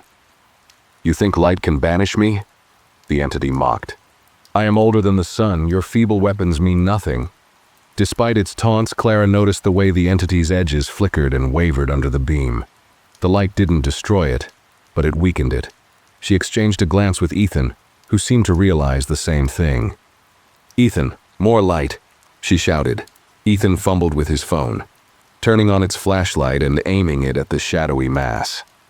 The entity roared, its form shuddering violently as the combined beams struck it. The ground beneath it cracked and splintered, black tendrils thrashing wildly as it struggled to maintain its shape. But the entity wasn't done. With a guttural growl, it lashed out, a tendril of shadow striking Ethan with bone-crushing force. He was thrown to the ground, his flashlight skittering out. "Of reach!" "Ethan!" Clara screamed, but she had no time to help him. Another tendril shot toward her, and she barely managed to dodge, the icy air cutting her cheek like a blade. "You cannot win," the entity hissed, its voice filling Clara's mind. "You are already mine. You feel it, don't you? The pull of the shadows, the darkness inside you." Clara's knees buckled under the weight of the entity's words. It was right. She had felt it. The despair, the emptiness, the sense of being lost, the same feelings that had consumed Samuel. But she refused to give in. "I'm not like you," Clara said through gritted teeth, forcing herself to stand. "I won't let you take me." The entity laughed again, its form towering over her. "I do not need to take you. You will come willingly. I can offer you what you've lost. I can bring him back." Clara's heart stopped. "Milo." She whispered, her voice barely audible. "Yes," the entity purred. "Your brother. He is here, waiting. You can join him. All it takes is one step into the shadows." For a moment, Clara wavered. The thought of seeing Milo again, of holding him, was almost too much to resist.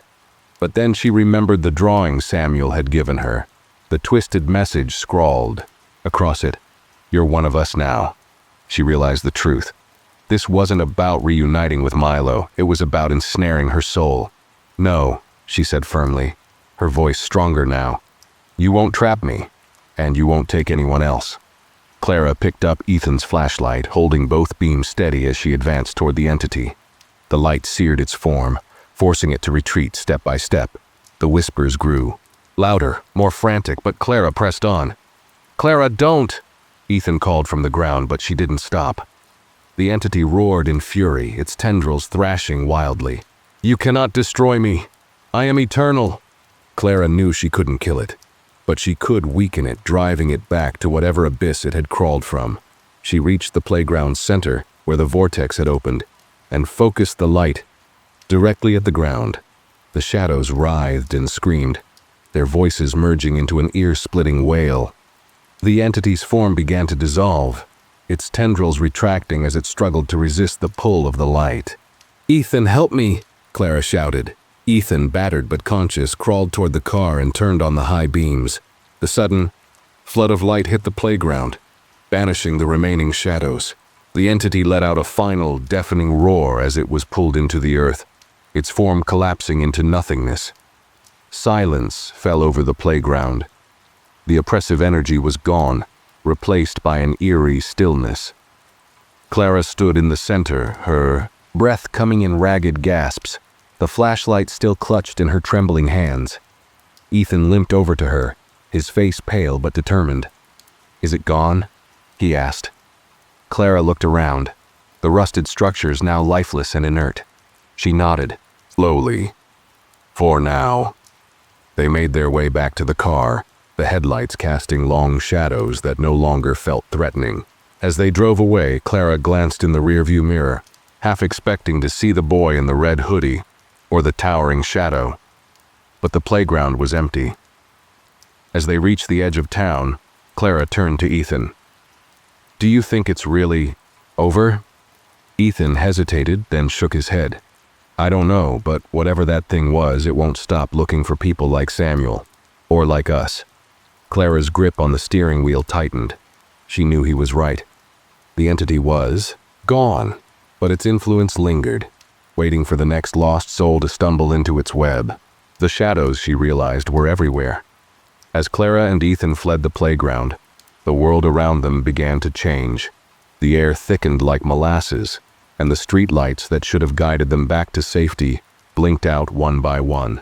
A wave of panic gripped Clara as she realized they weren't just running from the entity. They were trapped within its domain. "We need to get out of here," Ethan shouted, limping behind her. The injury from the shadow's attack slowed him down, and Clara had to grab his arm to keep him moving. Behind them, the shadows roared to life.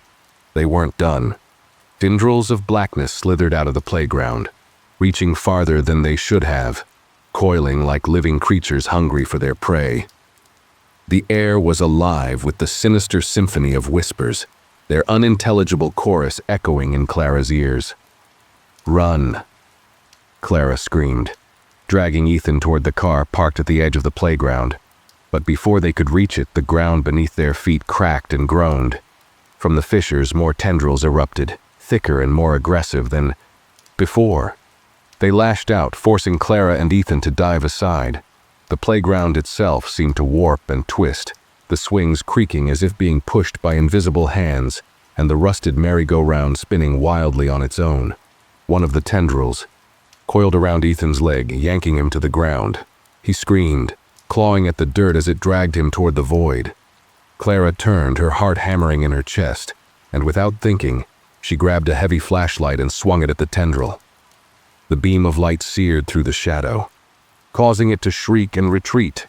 "Get up!" Clara yelled, pulling Ethan to his feet. "We can't stop!" But the entity was far from finished. The towering shadow from before emerged once more, its form even larger and more grotesque, filling the sky like a living storm cloud. Its voice thundered, shaking the ground beneath them. "You cannot escape.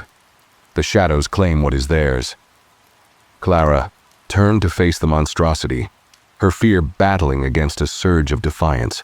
She raised her flashlight again, the beam flickering but steady. "You don't own us," she shouted, her voice breaking but resolute.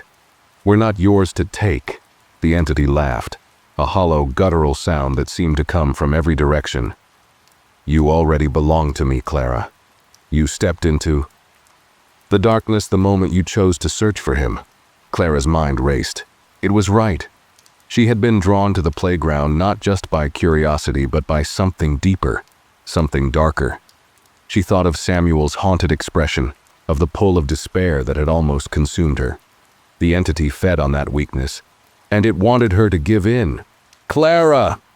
Ethan's voice snapped her out of her thoughts. He had managed to reach the car and was frantically waving at her. "We have to go. Now!" Clara nodded, backing away from the entity as its tendrils reached for her. The flashlight was her only weapon, and she swung it desperately, keeping the shadows at bay as she ran toward the car. Ethan threw open the driver's door, sliding into the seat as Clara scrambled in beside him. The keys were already in the ignition, and he turned them with shaking hands. The engine sputtered once, twice, and then roared to life. The headlights pierced the darkness, illuminating the writhing tendrils that blocked their path. Clara grabbed the flashlight and aimed its beam through the windshield, focusing on the largest tendrils. They recoiled under the combined assault of light, momentarily clearing a path. "Go!" Clara screamed. Ethan slammed his foot on the gas, and the car lurched forward. The tires spun for a moment in the loose gravel, but then they gripped, propelling them out of the playground's cursed boundary. Behind them, the entity roared in fury, its tendrils thrashing wildly as it tried to pull them back. The car sped down the darkened street, its headlights the only light in the suffocating blackness. But even as they put distance between themselves and the playground, the shadows didn't relent. They followed, a living storm of darkness that threatened to swallow them whole. Ethan's hands gripped the wheel tightly, his knuckles white. "We can't outrun it," he shouted, panic rising in his voice. "What do we do?" Clara's mind raced. She looked around, searching for anything that could help them. That's when she saw it. A bridge up ahead, its light still glowing faintly in the distance. A surge of hope filled her chest. The bridge! Shadows can't exist in pure light. Ethan glanced at her, his face pale but determined. "Hold on!" The car roared toward the bridge, the entity gaining on them. The whispers were deafening now, a cacophony of voices that seemed to claw at Clara's sanity. She gritted her teeth, focusing on the lights ahead. As they reached the bridge, the car's headlights illuminated the boundary where darkness met light. The shadows hesitated, their tendrils recoiling as if burned. The entity let out a furious roar, its form distorting and collapsing as it tried to cross the threshold. Ethan didn't slow down. The car barreled onto the bridge, the bright lights above washing over them. Clara turned to look back and saw the entity writhing at the edge of the light, unable to follow.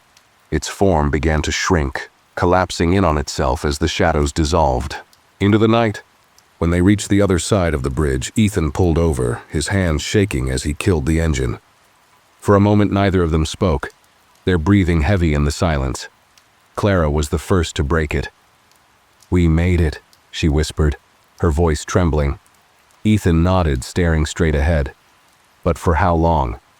Clara followed his gaze, her eyes settling on the horizon.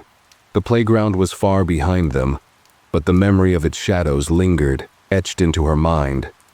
She knew they weren't safe, not completely. The entity was still out there, waiting, watching, She reached over and took Ethan's hand, her grip firm despite the fear that still lingered. "We'll figure it out," she said. "Whatever it takes, we'll stop it." Ethan looked at her, his eyes filled with a mix of exhaustion and determination. "Yeah," he said quietly. "We have to." As the first rays of dawn broke over the horizon, the shadows began to recede. But Clara knew better than to trust the light. The shadows weren't gone. They were just waiting. The morning light felt foreign as it washed over Clara and Ethan. They sat slumped in the car on the side of the road, the bridge glowing faintly behind them.